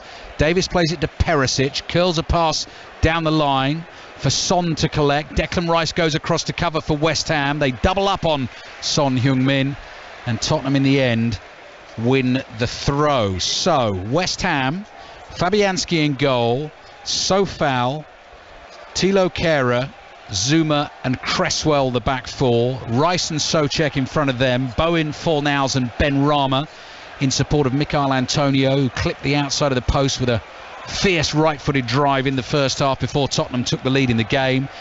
Tottenham, there's 2 yellow cards out there for them. Davinson Sanchez and Yves Bissouma both on the yellow cards. Lloris in goal. Back 3, Sanchez, Dyer, Ben Davies, Emerson Royal and Ivan Perisic, the wing backs. Bissouma alongside Højbjerg in central midfield. Kulusevski, Son and Kane all involved in the Quicksilver counter-attack that led to the game's only goal so far. Højbjerg took a knock late in the first half. I think he's done. Højbjerg's done, I think, by the look of it. Yeah, he's just taken another little knock on the ankle, so Declan Rice caught him right at the end of the first half, and he just got caught again there, and you spotted it, James. He just sort of whirled his arm in the air, didn't he, to Conte to say no. Yeah, it does. To be honest, looking back, Declan Rice has done well. The initial injury to get back and make the tackle, but he did catch him. There's no doubt. Højbjerg, rolled his ankle. He's obviously tried it at half-time. Said, fair play to the lad. He said he'd come out and have a go, but clearly within, minutes of the second half started, he's not right, and he doesn't look happy at all either. Right, so that's a blow for Tottenham. Rodrigo Bentancur was dropped to the bench for this game, and Bissouma's come in to start alongside Højbjerg, but he's absolutely vital in that Tottenham engine room. Declan Rice is trying to get Højbjerg off the field as quickly as he can because he doesn't want West Ham to lose momentum at the start of the second half, and you can see him sort of driving that message home to his team. So that's something for Antonio Conte to think about. West Ham 0, Tottenham 1. Tottenham at home to Fulham on Saturday, at home to Marseille in the Champions League next Wednesday, and then away at Manchester City, which will be a 5 Live commentary on Saturday the 10th of September. That is a 5:30 kickoff on that Saturday. So Højbjerg is actually going to go back out and give it a little bit more of a go early in this second half. 3 minutes gone. Tottenham leading 1-0. Bissouma on the ball for them inside his own half. That can only be because the substitute's not ready, surely. He does it well. I'm presuming, he doesn't look at all right. He's hobbling around the pitch. He's not up with play. And why take the risk as well? Yeah, exactly. They must have had a chat at half-time, and he said he'd give it a go, and clearly it's not. So I can only presume the substitute's not ready, because to me, he looks certain he's going to come off at some point. Thomas Souček, I think, caught by Bissouma there. Bissouma on the yellow card, as I mentioned, so he's got to be a little bit careful. Souček chested the ball down in midfield. Bissouma's Foot was a little high, caught him on the top of Souček's foot. Kulusevski with a bit of pace, easily gets away from Cresswell down the right-hand side. Harry Kane making ground in the middle. Kulusevski low cross. Son tries to hit it first time. I think that was blocked at the near post. Yes, West Ham defender got there, and it's gone behind for a corner. Maybe Souček. I think Souček's got back and done really well to knock it out for a corner, because it looks a certain, well, not a certain goal, but certainly a shot on goal from the penalty spot area. Ross Stewart has scored for Sunderland in the early stages of the second half at the Stadium of Light, so they lead Rotherham by 1-0. Half-time at Anfield, Newcastle 1 up at Liverpool. Julian Alvarez with his first goal for Manchester City. They lead Nottingham Forest by 5-0. Commentary of that one continues online, as it does with Arsenal, Villa and Bournemouth Wolves this evening on the BBC networks. Here's Son with the corner, away swinger with the right foot, doesn't beat Cresswell, headed straight back to Son. Son dummies a right-footed cross, pokes a little pass to Kulusevski, bit of skill from him, just outside the penalty area, down by the byline on the right, twisting and turning, tries the lay back to the edge of the box where Bissouma was waiting. Pass is intercepted. Son collects it for Tottenham, comes back into his own half, and Emerson Royal goes all the way back to Hugo Lloris. Lloris to Royal, into the feet of Davinson Sanchez, making a third consecutive start for Tottenham, with Christian Romero still out injured. Just watching Højbjerg, he's made an incredible recovery. He's moving around and doesn't look like there's anything wrong with him now. So subs as you were for Tottenham. Sanchez to Bissouma, back to Sanchez inside the Tottenham half. Clips the ball forward, Sanchez with his right foot. Kane tries to turn away from Zuma, holds Zuma off. Got to be careful now inside the West Ham penalty area. There's the cut back, looks for Kulusevski. Cresswell managed to get a little back heel flick on the ball to avert the danger for West Ham. Rice clears with his left foot. Tottenham immediately intercept. The ball is played forward to Kane, just took a little bit too long. Rice was onto him. Rice runs into trouble, and Tottenham have it back again. West Ham 0, Tottenham 1. 6 minutes gone in the second half here on Sports Extra. Emerson Royal stopped in his tracks. Good challenge by Souček. Benrahma plays it now to Souček. Those long legs eating up the ground as he strides towards the halfway line. Fornals thought about the quick switch crossfield, decided against it. Low pass to Declan Rice, who's rumbling forward from his central midfield position. He plays to his right to Kehrer. West Ham just advance into Tottenham territory here, and back they come across to Kurt Zouma. And now Cresswell wide to Fornals. Fornals infield to Souček across to Rice inside the centre circle. Rice with a low pacey pass out wide to Sofal. Bowen moves into a pocket of space, but Sofal decides he can't find him in there, so comes back to Rice. Tottenham have every outfield player behind the ball at the moment, defending this 1-0 lead. Here's Fornals, comes in off the left-hand touchline. Benrahma with his back to goal, lays it back to Souček. Souček works it again to the right-hand side. Good first touch from Sofal, tries to whip the cross in. Perisic blocks, Bowen jumps. Højbjerg then to win the header off the bouncing ball. Powerful header away. West Ham back inside their own half. Zuma under pressure from Kane and scoops it back to his goalkeeper Fabianski. I've just spent 2 or 3 minutes just watching Mikel Antonio there. He's making so many runs, like 3-4 runs, and it's okay West Ham are keeping the ball, but they're going to have to take a risk and start playing. Obviously he's full of pace, Mikel Antonio, and he's making so many good runs in behind and showing feet, and they're not getting the ball to him. Obviously they can't go and score a goal. Like I said, 1 deflected goal all season for West Ham, and they need to be showing more going forward, more quality, and playing the ball into Mikel Antonio. James Collins, former Villa man. Good news for Steven Gerrard. James, Douglas Luiz has scored. 16 minutes to play at the Emirates. Arsenal 1, Villa 1. Steven Gerrard just under a little bit of pressure early on at the start of this season. Højbjerg sat down just after West Ham had taken a throw. He's got to come off. Got to. I think he's actually changing boots. Right. He's not even coming off. He's changing boots. He's got to get off the field. He's trying to do it on the field. Peter Banks quite rightly having none of it. That's just gamesmanship and time wasting. And Højbjerg, come on. And he's been told by enough people now. He's trying to do it as quickly as he can. He's going to go for another white pair. He had the choice of orange or white there and has decided to stick with the white. I think it's the correct decision. Slips them on very quickly. David Moyes is blowing his top here on the sideline. I can understand why as well, because we're waiting for for Højbjerg to do his boots up. It's like watching my lad playing for the under-11s at the moment. Now the lace is being tied tight. Arsenal 1, Villa 1. Commentary continues online, available via the BBC Sport website and app, as it does for Bournemouth, and Wolves remains goalless. Manchester City leading Nottingham Forest by 5-0. Here's Bissouma. Tottenham 1 up here at West Ham. 9 minutes gone in the second half. And Højbjerg, having had the injury problems with the ankle, boot problems as well, back out in central midfield. Hugo Lloris floats a pass out with his left foot, but slightly miscues it. Couldn't find Perisic. Goes straight out for a West Ham throw. Taken quickly into Antonio. Flicks it round the corner. Souček. Oh, fabulous goal! West Ham from the throw-in into Antonio. Held it up beautifully. Flicked it round the corner. And Thomas Souček, with a thumping finish, makes it West Ham 1, Tottenham 1. And yeah, it's a great goal. Tommy, I was talking about him not getting in the box so much this season, and he's just proved me wrong. He stormed into the box. Nice play, throw in from West Ham into Mikel Antonio's feet, and it's dropped to Souček. And you've got to say, when he gets in those positions, he finishes it 9 times out of 10, and he's done it wonderfully well.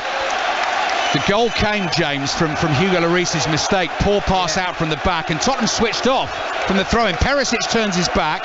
Antonio gets into position. Souček does so well. It's a great flick from Mikel Antonio. You're right, Ali. They've switched off from the throw-in. I think Højbjerg's still having a chat with the referee, and West Ham pounced on it.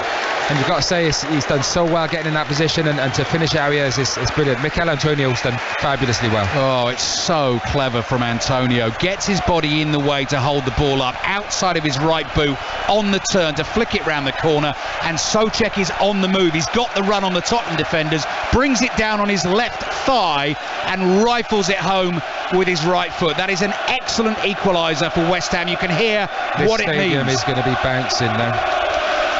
West Ham 1, Tottenham 1. Gabriel Martinelli, I spoke too soon. Sorry, Aston Villa fans. Arsenal now lead Aston Villa by 2-1. Martinelli having a very good start to the season. All the details, all the debate, all the reaction in the Football Daily podcast, available for you later tonight, early tomorrow morning via the BBC Sounds app. Will be well worth a listen. Game on here at the London Stadium. West Ham 1, Tottenham 1, and West Ham have a good record against Tottenham in this stadium in recent times. David Moyes actually against Tottenham in recent times in home league games has only lost 1 of the last 10. And here come West Ham again. Declan Rice, sweeping ball out to Bowen.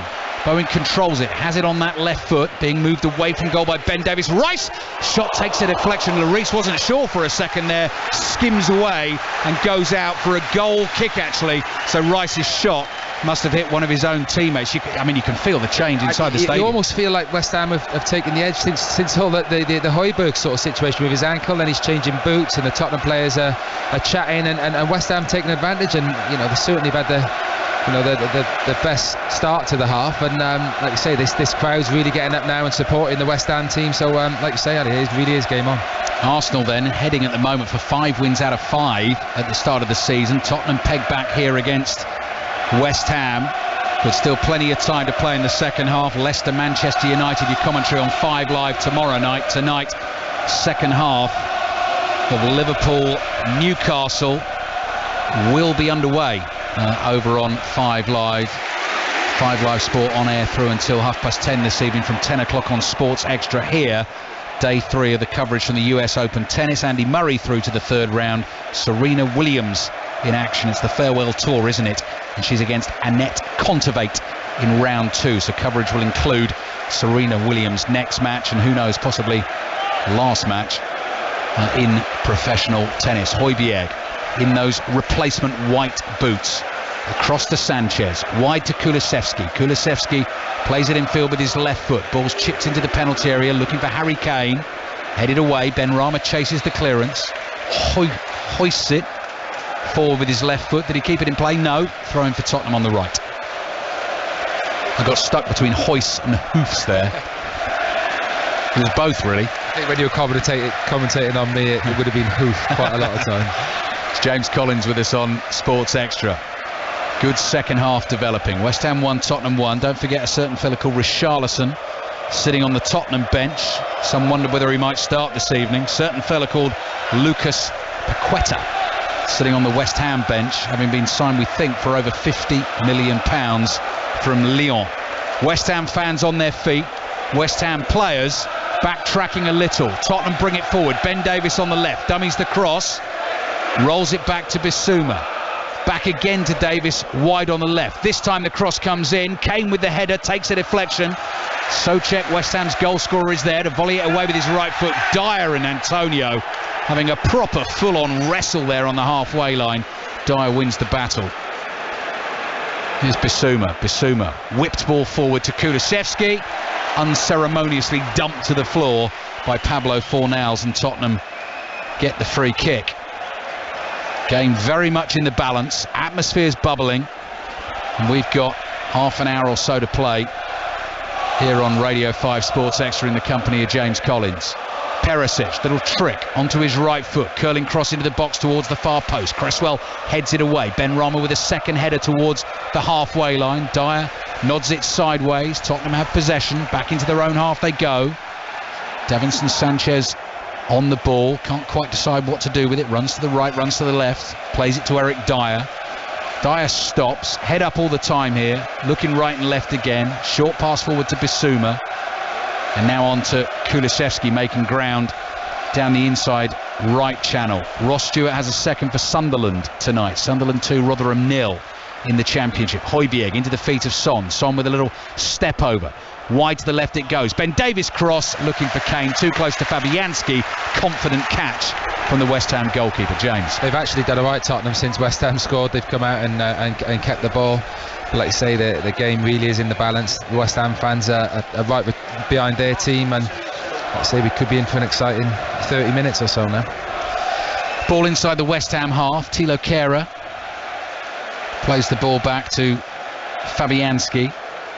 Fabianski with his right foot swings it out to the left. Fornals jumps with Emerson Royale. Assistant referee decides that's a West Ham throw, so you won't find any argument from David Moyes. Moyes and Conte both giving him the stare, but David Moyes was closer to the assistant referee, so maybe he just decided to go West Ham's way. Here's Fabianski. Long high clearance down the middle of the field. Sanchez with a good leap, nods it away for Tottenham. Cresswell heads it forward. Emerson Royale leaps into a block there. It's all got a bit scrappy. Exactly what I was going to say. It's gone scrappy now. It's just both teams, trying to get a foothold in the game and control it a little bit more. But certainly the last 5 minutes has gone very scrappy. Ball bouncing around. No one really getting any possession. So, both managers be shouting at the players to try and, take their time, get control of the game, and either of them could go on and win it. Throw in Tottenham, 15 yards inside the West Ham half, wide on the right. Emerson Royale with the shirt untucked. Skids a throw back to Dyer. Dyer is chased by Antonio. No Scamacca for David Moyes to bring off the bench. It's been that way so far this season. One of the two, Antonio Scamacca, has started. The other one comes on after about an hour or 65 minutes or so. Scamacca is absent ill this evening, but will we see Paqueta, Lanzini on that bench as well? Sanchez goes down, wins the free kick. West Ham were away down the left-hand side. They think he's making a meal of it. Referee Peter Banks steps in very quickly to take control of the situation. Maxwell Cornet, another attacking option for West Ham on the bench, signing from Burnley. Yeah, I'm surprised he hasn't had more of a chance, Cornet, to be honest. Ali, he's, like I say, came in and an exciting player, and West Ham, like I say, didn't start the season tremendously well. I thought he might have had a chance, but like I say, he's an exciting player to bring on in situations like this where West Ham can go on and win the game. Premier League experience as well with Burnley. Here's Davis for Tottenham, looking to try and get back in front. Perisic searching ball, finds Davis with the cutback, drives it hard. Zuma gets a foot on it, hoists it over his own bar. Went for hoist that time. That definitely wasn't a hoof, and it's gone behind for the corner to Tottenham. And as you say, James, Tottenham have responded well since conceding the equaliser. West Ham 1, Tottenham 1. Arsenal 2-1 up on Villa. Bournemouth 0, Wolves 0. And Manchester City leading Nottingham Forest by 5-0 with Liverpool 1-0 down at home to Newcastle. Commentary on all of those games available. Liverpool, Newcastle on 5 Live. The others available online at the moment. Here's the Tottenham corner. It's going to come in from their left flank.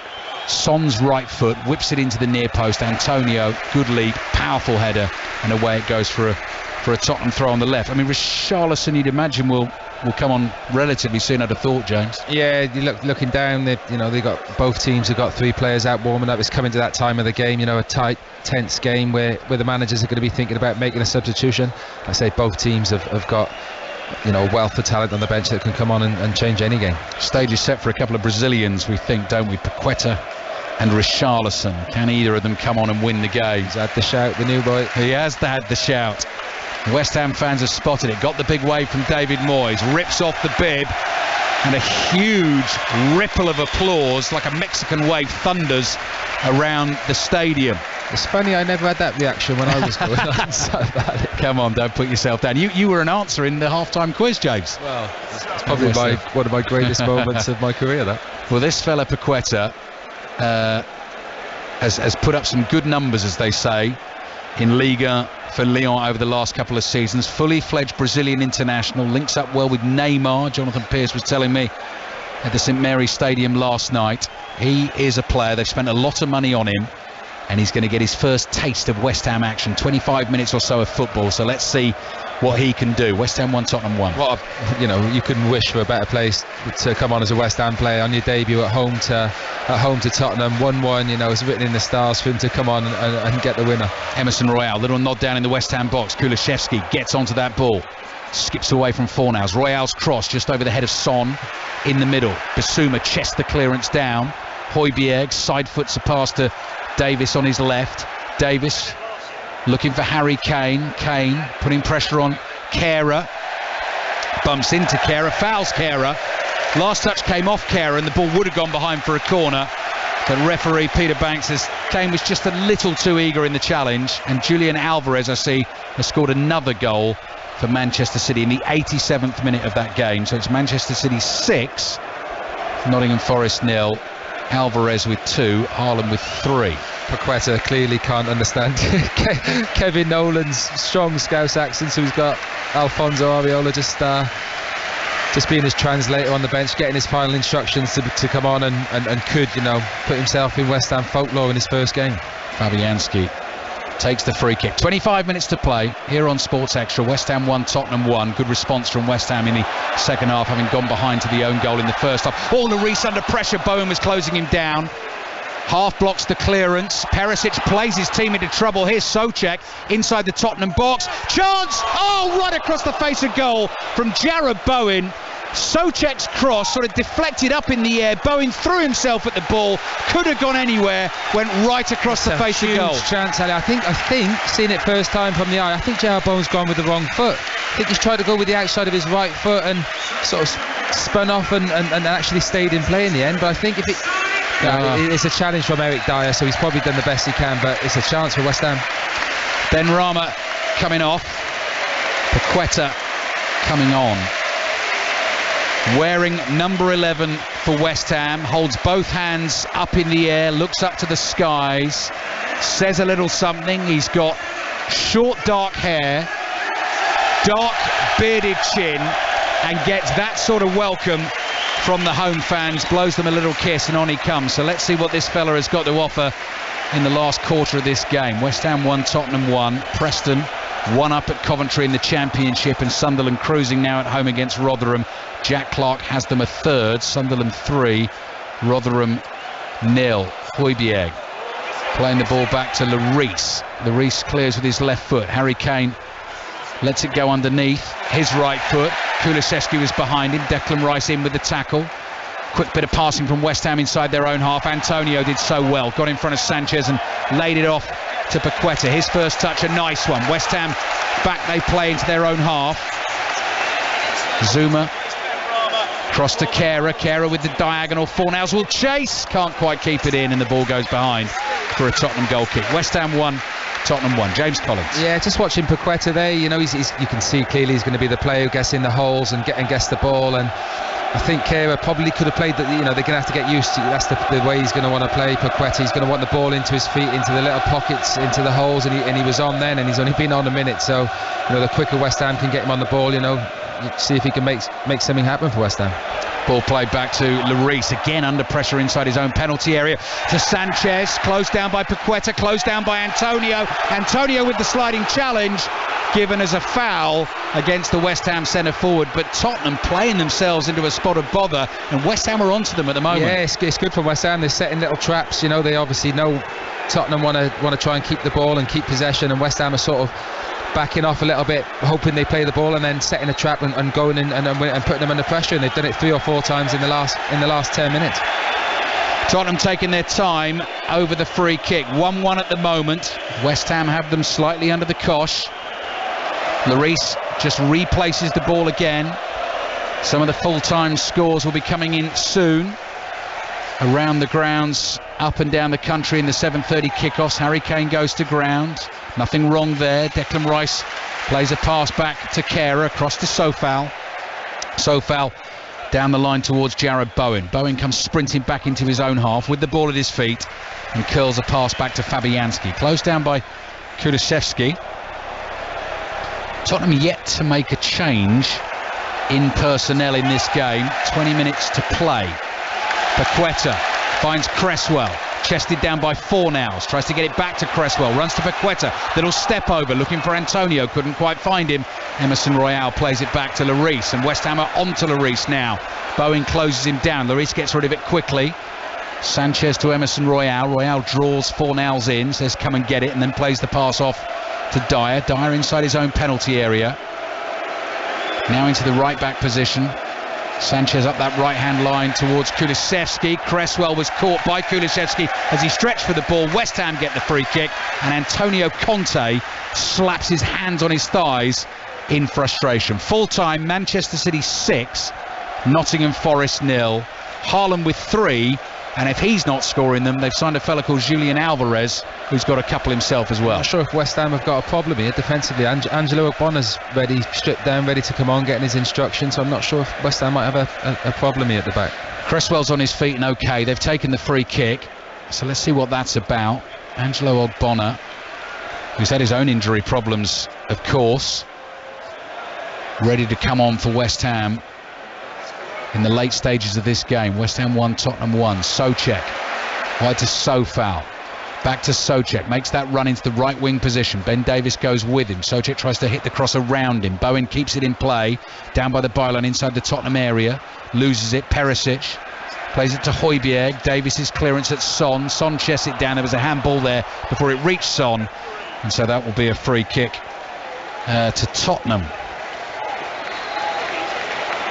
Angelo Ogbonna then, just looking with that knee injury. Last appearance for him for West Ham was in the 3-2 win against Liverpool. I remember that game, cracking game here back in November. Cresswell off, Ogbonna on. Roberto Firmino, by the way, has equalised for Liverpool against Newcastle. Half an hour to play in that game. Full commentary over on BBC Radio 5 Live. Angelo Ogbonna gets a very warm welcome on his return to first team action for West Ham. Craig Dawson still out injured at the moment as well for West Ham in terms of, well, if you read it as well, potentially might be moving on from the club, and I've got to say Craig Dawson's been phenomenal for West Ham since he came. But it looks like West Ham will probably go 3 at the back now. They're saying Kehrer is going to move over to right back and Fornals slip in, but I think they'll probably go 3 at the back. Yeah, Kehrer volleys a clearance forward. Fornals is going to have to do the job left wing back. Son looked like he might have been in an offside position. We'll wait and see if this develops into something. Son into the West Ham penalty area, right-footed curlers wide, and behind it goes, but the flag still stays down. The shot took a deflection, so that will be a corner, and obviously because it didn't lead to a goal or a penalty or a major event in the game, I think he was onside anyway. Yeah, really, to be honest. I think it's the West Ham fans here on the left, yeah, isn't it, calling the offside. But Tottenham do get the corner. Seen Son in those positions before, just whip that shot into the top corner. Not quite happening for him so far this season. Thought he was going to get on the score sheet actually this evening because the cross from Kane was coming towards him. Kehrer put a foot on it and it turned into an own goal. 18 minutes to play plus added time. Corner for Tottenham, taken by Perisic into the near post. Davies goes for the flick on. Paqueta with the header, overhead kick attempt there from Davinson Sanchez. Good contact on the ball, goes behind for a goal kick. And I think a West Ham player might have been hoofed by Sanchez in the process. Someone down on the forward. It's Souček. Is it? Yeah. I think he's took a boot to the face for his trouble. Brave from him though, must say. He's put his head in where it hurts and got a knock, and that's what you got to do, in those positions as a defender or as a defending set plays. You've got to take the knock sometimes. He did really well there. So Man City 6, Nottingham Forest 0 full time. Liverpool 1, Newcastle 1 latest. Still waiting for the full time score lines from the Emirates and from the Vitality Stadium. Latest we've heard: Arsenal 2, Villa 1 and Bournemouth 0, Wolves 0. Richarlison getting ready to come on, so he's got just over 15 minutes to try and make an impression on the game. You do wonder actually, James, with the fit and the slightly later Tottenham substitutions, fixtures coming thick and fast. They got Champions League next week, so whether Richarlison maybe starts Fulham on Saturday, and whether Antonio Conte's thinking along those lines. Champions League next week, Radio 5 Live covering it all the way as usual. So Tottenham will play on the Wednesday against Marseille. Ajax Rangers on Marseille. Napoli Liverpool's an 8 o'clock kickoff on the Wednesday. Real Madrid European champions go to Celtic on the Tuesday night. Manchester City away to Sevilla, and Chelsea in an early kickoff on the Tuesday away to Dinamo Zagreb. Free kick Tottenham taken quickly by Kane. Diagonal ball floated out to Kulusevski. Tries to beat Fornals, can't do that. Fornals gets away from him. Declan Rice in support. Fornals wide on the left hand side. Rice still running down the left hand side. Rice steps infield, darts into a little gap. Fornals is there to help him out. Curling pass wide to the right, finds Sofal. Bowen and Antonio waiting for the delivery if it comes from Sofal. Takes on Perisic. Bowen with the flick. Oh, hit over the bar by Fornals. Took a swing, met it cleanly first time, couldn't keep it down. Goal kick for Tottenham. I thought the chance had gone. The ball's got out to Sofal and he's got a lot of time and he sort of ran it. I thought he was going to cross it. Then he's actually done really well. Got it to the byline. Crossed it back. It's come quick at Fornals. It's come really quick, and it's hard to get your foot over, but it's another chance for West Ham. Goal kick Tottenham. Richarlison on. Kulusevski for once this season comes off before Son. So Richarlison, Son and Kane, the front three, full time at the Emirates. Arsenal 2, Villa 1. Reaction through until 10:30 over on 5 Live. So once the commentary finishes here, tennis from the US Open starts at 10 o'clock. Football coverage continues until 10:30 on 5 Live. Richarlison finds Kane, angles tight, hits the shot, just delayed slightly, blocked by Kehrer, and behind for a corner to Tottenham. Richarlison's done really well. Ball's played up to him on the halfway line. He's just let it run through his legs, caught Angelo Ogbonna maybe a little bit cold and got the other side and ran it in. Played a nice ball into Kane. Onside, but Kehrer, to be fair to him, the West Ham centre-half's come over and blocked Harry Kane's shot and did really well. Football reaction, as I say, through until 10:30 on 5 Live. Also in the Football Daily podcast, available for you always on the BBC Sounds app. Bournemouth 0, Wolves 0, full-time scoreline. So Bournemouth, good response after the 9-0 hammering. Son scuffed it completely with the corner. Thought he was going to get a second attempt. So unlike Son that. And Fornals knocks it out for a throw-in to Tottenham. Son takes the throw-in down to Richarlison. Richarlison with the peroxide hair, flicks it back to Son. Better cross in this time, headed away by Zuma. Son heads it infield to Perisic. Last 15 minutes of the game. Tottenham 1, West Ham 1, and there'll be half an hour or so left at Anfield. Liverpool 1, Newcastle 1. Here's Højbjerg through the channels to Emerson Royale, wide to Richarlison. Tottenham looking for him a few times since he's come on. He's picked up some good positions, plays it back to Bissouma. Bissouma across to Højbjerg, 30 yards out. High floated ball beyond Kane. Sofal's got it covered and behind it goes for the goal kick to West Ham, 1-1. Yeah, Richarlison's been lively. Like you say, if he's coming on, that you can clearly see the Tottenham players looking to give him the ball, and he's linked up nicely with Son a few times. So like you say, 13, 14 minutes to go with both Brazilians on the pitch. We could be in for a cracking 15 minutes. Yes, the narrative is potentially set there. Bristol City 2, Huddersfield 0. Antoine Semenyo with the second goal for the home team at Ashton Gate. My stopwatch tells me 12 minutes plus added time remaining in this London derby. Leicester Manchester United in full tomorrow night on 5 Live with Jonathan Pearce and Leon Osman as Son flicks the little back header into the West Ham half. Perisic stretches to clear. The ball is chested down by Højbjerg, played forward by Ben Davies, cut out by Souček, out for the throw into Tottenham on the left. It's turned into a little bit of a sort of arm wrestle last 10 minutes or so. West Ham got their equaliser, had their spell, had Tottenham under pressure. Now we've got to see whether either team has got it in them to snatch a winner. It would be a massive one for West Ham, obviously, because back-to-back wins, having lost the first 3 games of the season, will do them the world of good. Huge win for Tottenham if they could make it 4 wins out of 5. Arsenal, of course, started the season with 5 wins out of 5 this season. Here's Lloris. It was his clearance that went straight out of play. It cost Tottenham their equaliser. West Ham scoring from the quick throw. Royale plays the ball back to Sanchez. Sanchez closed down by Paqueta. Lloris again, not the best pass, and Dyer has to go stretching across to reach that. Heavily tackled by Bowen. Dyer does the job for Tottenham, but he stayed down, still down on his knees inside his own half, slowly gets to his feet. West Ham have the ball. Can they try and take advantage? But Lloris's pass there put Dyer in that little spot of bother. Ogbonna playing as a left-sided centre-back since coming on for West Ham. Zuma in the middle, Kehrer on the right. Fornals in the left wing-back role, as James was explaining, and Sofal over on the right-hand side. High long clearance, chested down by Ben Davies inside his own half. Plays across to Davinson Sanchez. Emerson Royale. Right-footed ball towards Richarlison. Wouldn't quite come down for him. Ogbonna gets a foot in to clear it. Bissouma plays it to his left-hand side. Emerson coming on for West Ham as Tottenham float across into the area just over the head of Emerson Royale. Couldn't get proper contact on the header. Højbjerg slides in to try and keep it in play. Wants a corner. Not going to go his way. Goal kick for West Ham. West Ham 1, Tottenham 1.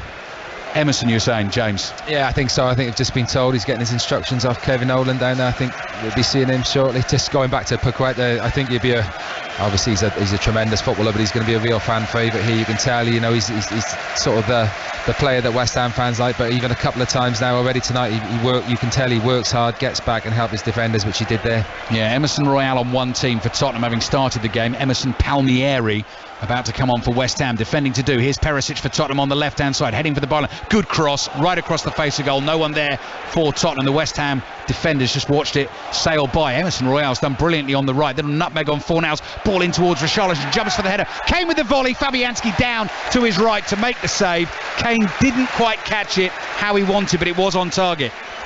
Yeah, good cross in. I actually thought it was a foul in the box on Kurt Zuma from Richarlison. It seemed like he's gone for the clearance, Zuma, and he's been put off or jumped into the back by Richarlison, but then the ball's come out and Harry Kane sort of half scuffed a shot straight at Fabianski. Richarlison, having gone for the header, was on the floor. Kane, as you said, scuffed the shot, and Richarlison, while he's lying there, tries to get a little flick on the ball to try and knot it in the bottom corner. So further stoppage here. We'll have another look on the replay monitor. Royale's cross comes in. Richarlison jumps into the back of Kurt Zuma and knocks him to the floor.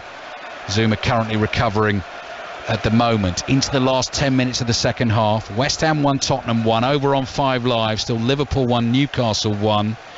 Where was my little Tottenham stat on London derby? So they were ahead in this game tonight, of course, in the first half. They've only won 1 of their last 13 Premier League London derbies away from home. Drawn 5, lost 7. So that could be 1 win in 14. The victory came against Fulham back in March 2021. Kind of sort of nonsense stat that us commentators love, and I'm sure footballers don't. Fills the gap, though, Ali, doesn't it? Exactly right. Zuma getting to his feet. West Ham 1, Tottenham 1. West Ham away at Chelsea on Saturday. That's our 3 o'clock commentary on 5 Live. They've got European football next week. Europa Conference League for them, of course. Beat the Danish side Viborg 6-1 on aggregate in the playoff round in the Conference League. So Steaua Bucharest, former European Cup winners, are the visitors next Thursday. They've got the Danish team Silkeborg and Anderlecht as well in the group stages of that competition. And then the following weekend, they're at home against Newcastle, who currently have Liverpool at 1-1. So Zuma's jogging back round towards the halfway line. Emerson still waiting to come on, so he's another one of the West Ham signings this summer, having joined from Chelsea, having had 4.5 seasons there, but on loan to Lyon last season, so he'll know Lucas Paqueta and what he can do. He's out there for West Ham as well. Are we going to find a winner in the game? Richarlison nods it down to Kane. Stretching challenge from Souček's a good one. Ogbonna clears. Bissouma heads it up in the air. Kane's little flick on, this time looking for Richarlison. Drops to Sofal instead. Sofal launches it high down the right for West Ham. Ben Davies steps in. Heads it to his left. Højbjerg doesn't manage to keep it in play. Throw in for West Ham in an attacking position on the right-hand side. Yeah, West Ham unfortunately drop it, as you do, it's natural, you know, it's a tight game, dropping a little bit deeper, and then when they do win the ball back, they're just trying to get up to Mikel Antonio a little bit too quick, and he's sort of left isolated. So you know, they're going to have to try and be a bit more patient, get the ball into Paqueta and see if he can make things happen.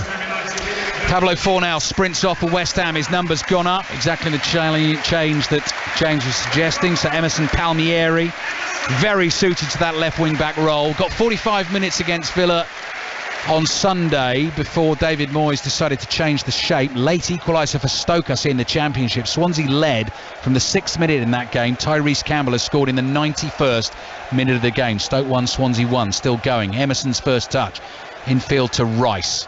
Paqueta, closed down by 2 Tottenham players. Højbjerg's one of them. Wins the ball only as far as Souček. Here's Kehrer. Kehra's cross into the far post beyond Antonio. Emerson's behind him. Will keep it in play for West Ham. Wide on that left-hand side. Low pass back to Rice. Rice plays it across field here to Souček. Shoot, say the West Ham fans. He goes low to his right to his fellow Czech. Sofal, then the cross in from Kehrer just over the head of Antonio. 2 good crosses in from the right. And Richarlison is there to try and deal with it for Tottenham. Hits it into the legs of Ogbonna, and it goes behind for a goal kick to Tottenham. 1-1. Yeah, better quality from West Ham. Just mention it now. Mikel Antonio was a bit isolated, but there was 2 real good balls in. Both from Kehrer, I believe, the centre half, but now right side centre half, so he's pushing on a little bit. So yeah, West Ham they're certainly still in this game and looking for the win. James Collins with us on Radio 5 Sports Extra. Tennis on the way tonight on this station from 10 o'clock. Day 3 of the US Open. Andy Murray already through to the 3rd round. Ball cleared by Davinson Sanchez, headed forward by Kurt Zuma, dropping midway inside the Tottenham half. Paqueta holds off Bissouma. Sanchez got a foot in. West Ham have it back with Emerson. Emerson bringing it forward. Antonio wide on the left for West Ham in this attack. Plays it back to Declan Rice. Rice side foots his pass across to Kehrer. At the moment it's West Ham putting the pressure on late in the game. Sofal down the line to Bowen. Ben Davies comes through the back of Bowen, gets booked for his pains. Claims he got the ball, but came from behind, and Ben Davies goes into the referee's notebook. Yellow card. Yeah, Ben Davies having a bit of a moan up to the referee there, but he's made an attempt for the ball, but you can't come through the back of Bowen. Bowen knows what he's doing. He knows he's coming and sort of tried to ride the tackle, but got a little clip for his troubles. Manchester City beaten Nottingham Forest by 6-0 this evening. If you haven't heard, I know some of the Nottingham Forest fans weren't very happy with it. I think so. Chris Sutton is doing the predictions on the BBC Sport website. He's taken that role over from Mark Lawrenson this season, and he thought Tottenham were going to beat Forest 5-0 the weekend. Forest fans weren't very happy with the prediction. He wasn't right. Obviously they lost the game 2-0. Tonight I think he did go for 6-0. You know what Chris is like, just to, and he's a stick. So I think he's going to take some for that. 3 minutes to go in this game plus added time. West Ham with a free kick wide on the right. West Ham fans hope and expect Peter Banks is going to delay this. Spotted something going on the edge of the penalty area. It'll either be Bowen with the left foot or Sofal with the right-footed delivery. Ogbonna is free at the moment. He's going to make a run towards the far post. Sofal will hit it with his right foot. In it comes. Antonio jumps, heads it sideways. It's not clear yet. Ball nodded down. Ben Davies gets a shout from Hugo Lloris to leave it, and Lloris grabs the ball gratefully. Walks to the edge of his penalty area. Still Liverpool-Newcastle, by the way. Kicked off at 8 o'clock. Commentary over on 5 Live. Remains 1-1. Isak getting Newcastle in front in the first half. Firmino with the equaliser on the hour mark in the second half. Good noise building in the closing stages here at the London Stadium. Tottenham playing out from the back. Højbjerg wide on the right. Short pass to Bissouma. Bissouma wide to Perisic, who's popped up on the right-hand side, chasing the ball, having lost it. chases Ogbonna, further chases Fabianski, into the penalty area he goes. Fabianski sees him coming, launches it to the right. Soufal jumps, wins a brilliant header for West Ham. On it goes to Bowen, and suddenly Tottenham are on the back foot. Jarrod Bowen, support from Soufal on the outside. Soufal's cross, oh, they left it for each other in the middle. Paqueta was one of those running towards the ball, just needed someone to hit it, and the two West Ham players left it for each other to strike. Emerson was the other. One of them had to hit it. Soufal did so well originally, won the first header, then overlapped Jarrod Bowen, got a lovely cross in, a cut back towards Paqueta and Emerson, and it's probably a penalty spot, and I wonder if Emerson has left that because it's on his right foot rather than his left, and he thinks just massive confusion, and it's just rolled through. But there was a huge chance. I made the point as well, playing at Lyon together last season, so actually two players in the West Ham team who do know each other, and Paqueta has only just joined in the club. What an opportunity late in the game. That came in the 89th minute of the game. Still West Ham 1, Tottenham 1. They clearly didn't speak to each other. Exactly. Sanchez lofts a ball high in the air, drops down inside the West Ham half, poked forward by Tottenham. Zuma quickly back to his goalkeeper Fabianski, no nonsense clearance, smashes it 80-90 yards downfield from one keeper to the other. Fabianski through to Lloris, and Emerson Royal on the ball for Tottenham, drives it forward with his right foot. Harry Kane wasn't going to win the header. Son chases the loose ball, Richarlison beaten to it by Rice. Emerson curls it down the left hand side, headed away by Sanchez. Royal holding his lower back there, having challenged for a header, falls to Paqueta. Royal back into the action for Tottenham. Paqueta gives him a kick, that's going to be a free kick. The referee might have been able to play an advantage there. Then Emerson shoves Richarlison, and those two go eyeball to eyeball, and it's kicking off in the closing stages at the London Stadium, and a couple of the Tottenham and West Ham teammates step in to make sure it doesn't get out of hand. Paqueta on Royal initially, I think, will get a yellow card. Referee tried to play the advantage. Richarlison was then caught by Emerson. Full-time scores in the Championship. Stoke 1, Swansea 1, late equaliser for Stoke. Coventry 0, Preston 1. Final score. Did Paqueta get booked? Yeah, just got booked. A little bit frustrated. I think he probably should have done better with his touch, and West Ham could have lost the ball and then just kicked out. And Emerson, I think, is getting booked for his challenge on Richarlison, even though play had effectively stopped by then. So a couple of West Ham bookings. Oh, and Richarlison got booked, so that was for the afters. Fine, got it. Okay. Never far from a little bit of controversy and argy-bargy is our friend Richarlison. 4 minutes of added time. I make it we've already played one of those, although there wasn't any football in that minute because the referee was sorting it all out. Is it going to be a point apiece? It is if we have balls like that from Eric Dyer over the head of Perisic. Frustrated Tottenham players, and it goes out for a goal kick to West Ham. Bristol City have beaten Huddersfield by 2-0. Fabianski taking his time. Point apiece, James, on what we've seen. Yeah, I was just going to say, I think that's probably the right result. If it stays like that, you never know what can happen in London derbies or any game. But both teams have. Obviously, Tottenham have had more possession, and certainly first half looked like scoring on the break a little bit. But certainly West Ham have been in the game, and like I said, both teams probably deserve a point. Harry Kane battling with Zuma on the halfway line. A lot of bodies there, getting scruffy. Kane chasing Antonio. Good strength from Harry Kane. Shoulder to shoulder with Antonio. Knocked him off the ball, and Tottenham have it on the left. And now he's using his pace, Kane, to try and get past Souček. He's determined to try and win this on his own for Tottenham. He's going to use Perisic. Looks for Kane again. Perisic's pass infield is blocked. Tottenham have won it back again. Free kick goes to West Ham, though. Inside their own half in the right back position. 90 seconds of the game remaining. Mikel Antonio's put an absolute shift in tonight for West Ham. He's up on his own at long time, holding the ball up with not many West Ham players around him. And then again, 90th minute, 91st minute, he's back defending for his team. Perisic booked, I think, for his complaints there. West Ham 1, Tottenham 1. Fabianski marches forward to take the free kick deep from inside the West Ham half. They'll go long, get the bodies up there, see if they can get a late break in the game and try and snatch a winner. Looks like they're going to avoid losing their first 3 home fixtures of a league campaign for the first time in the club's history. Antonio's flick on, nearly runs to Bowen. Dyer's there, kicks it as far as he can into the stand, running alongside the pitch. Sunderland have beaten Rotherham 3-0. That's a full time in the Championship. That was a hoof. That was a hoof. That was a proper hoof. End of game. Don't want to be dealing with this nonsense. Let's get out of here and take a point. Throw in for West Ham. It'll be a long one. Coming in from the right. Tottenham still with a bit of defending to do.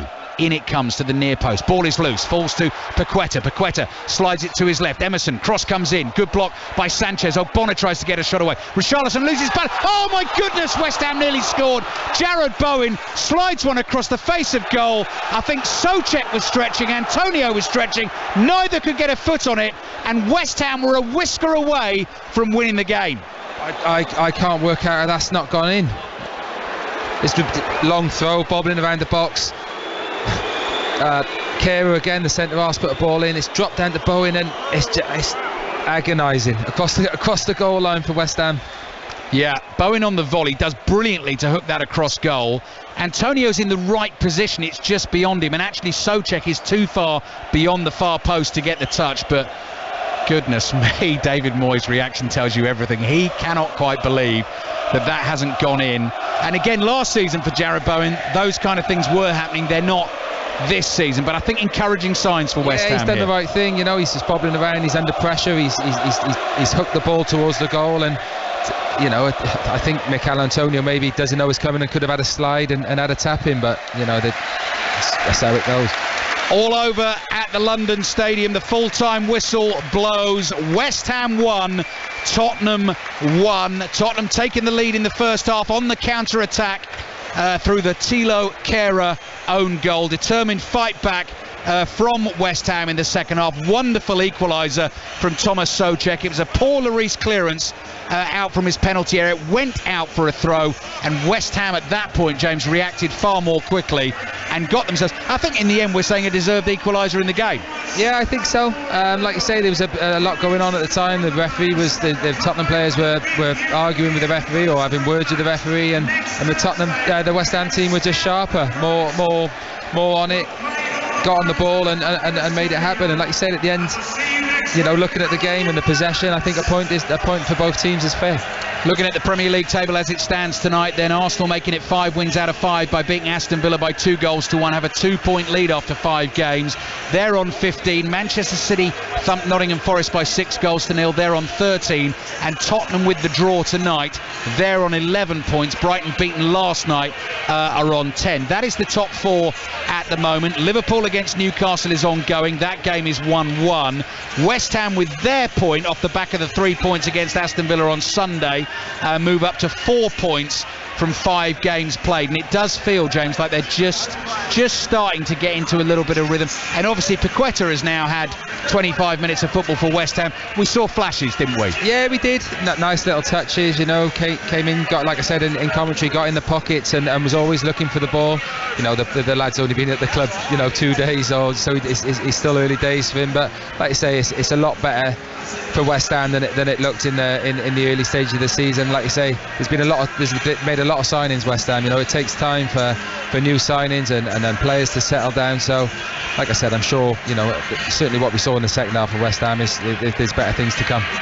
Yeah, well contested London derby, and the players finally leaving the field, having thanked both sets of fans. So these your scores from the Premier League this evening: Arsenal 2, Villa 1, Bournemouth 0, Wolves 0, Manchester City 6, Nottingham Forest 0. Here it's West Ham 1, Tottenham 1, it's finished. Liverpool 1, Newcastle 1 is ongoing. Commentary continues over on 5 Live. Football reaction through until 10:30 tonight. If you miss any of it, it'll be there for you in the Football Daily podcast, available via the BBC Sounds app. Tomorrow morning, much later tonight, if you're a night owl. In the Championship, 8 o'clock kickoff. Blackburn still 1 up at Blackpool. Diaz with the goal again for Blackburn. Full-time scores: Bristol City 2, Huddersfield 0, Coventry 0, Preston 1, Stoke 1, Swansea 1. Late equaliser for Stoke in that one. Sunderland 3, Rotherham 0. All that it remains for me to do on Sports Extra tonight is say, James, thank you very much indeed. Enjoyed your company. Hope you enjoyed it too. Did, for sure. always like coming back to West Ham, especially in such, like you say, such a competitive London derby. Yeah, James has played in a few, and plenty of West Ham fans have spotted him tonight and come over for the selfies. And you brought a flat cap, James, and you said at half time, I'm off, I'm going to put the disguise on. I think, I'm not sure how well that works. When you've got a beard like mine, a cap doesn't make much difference.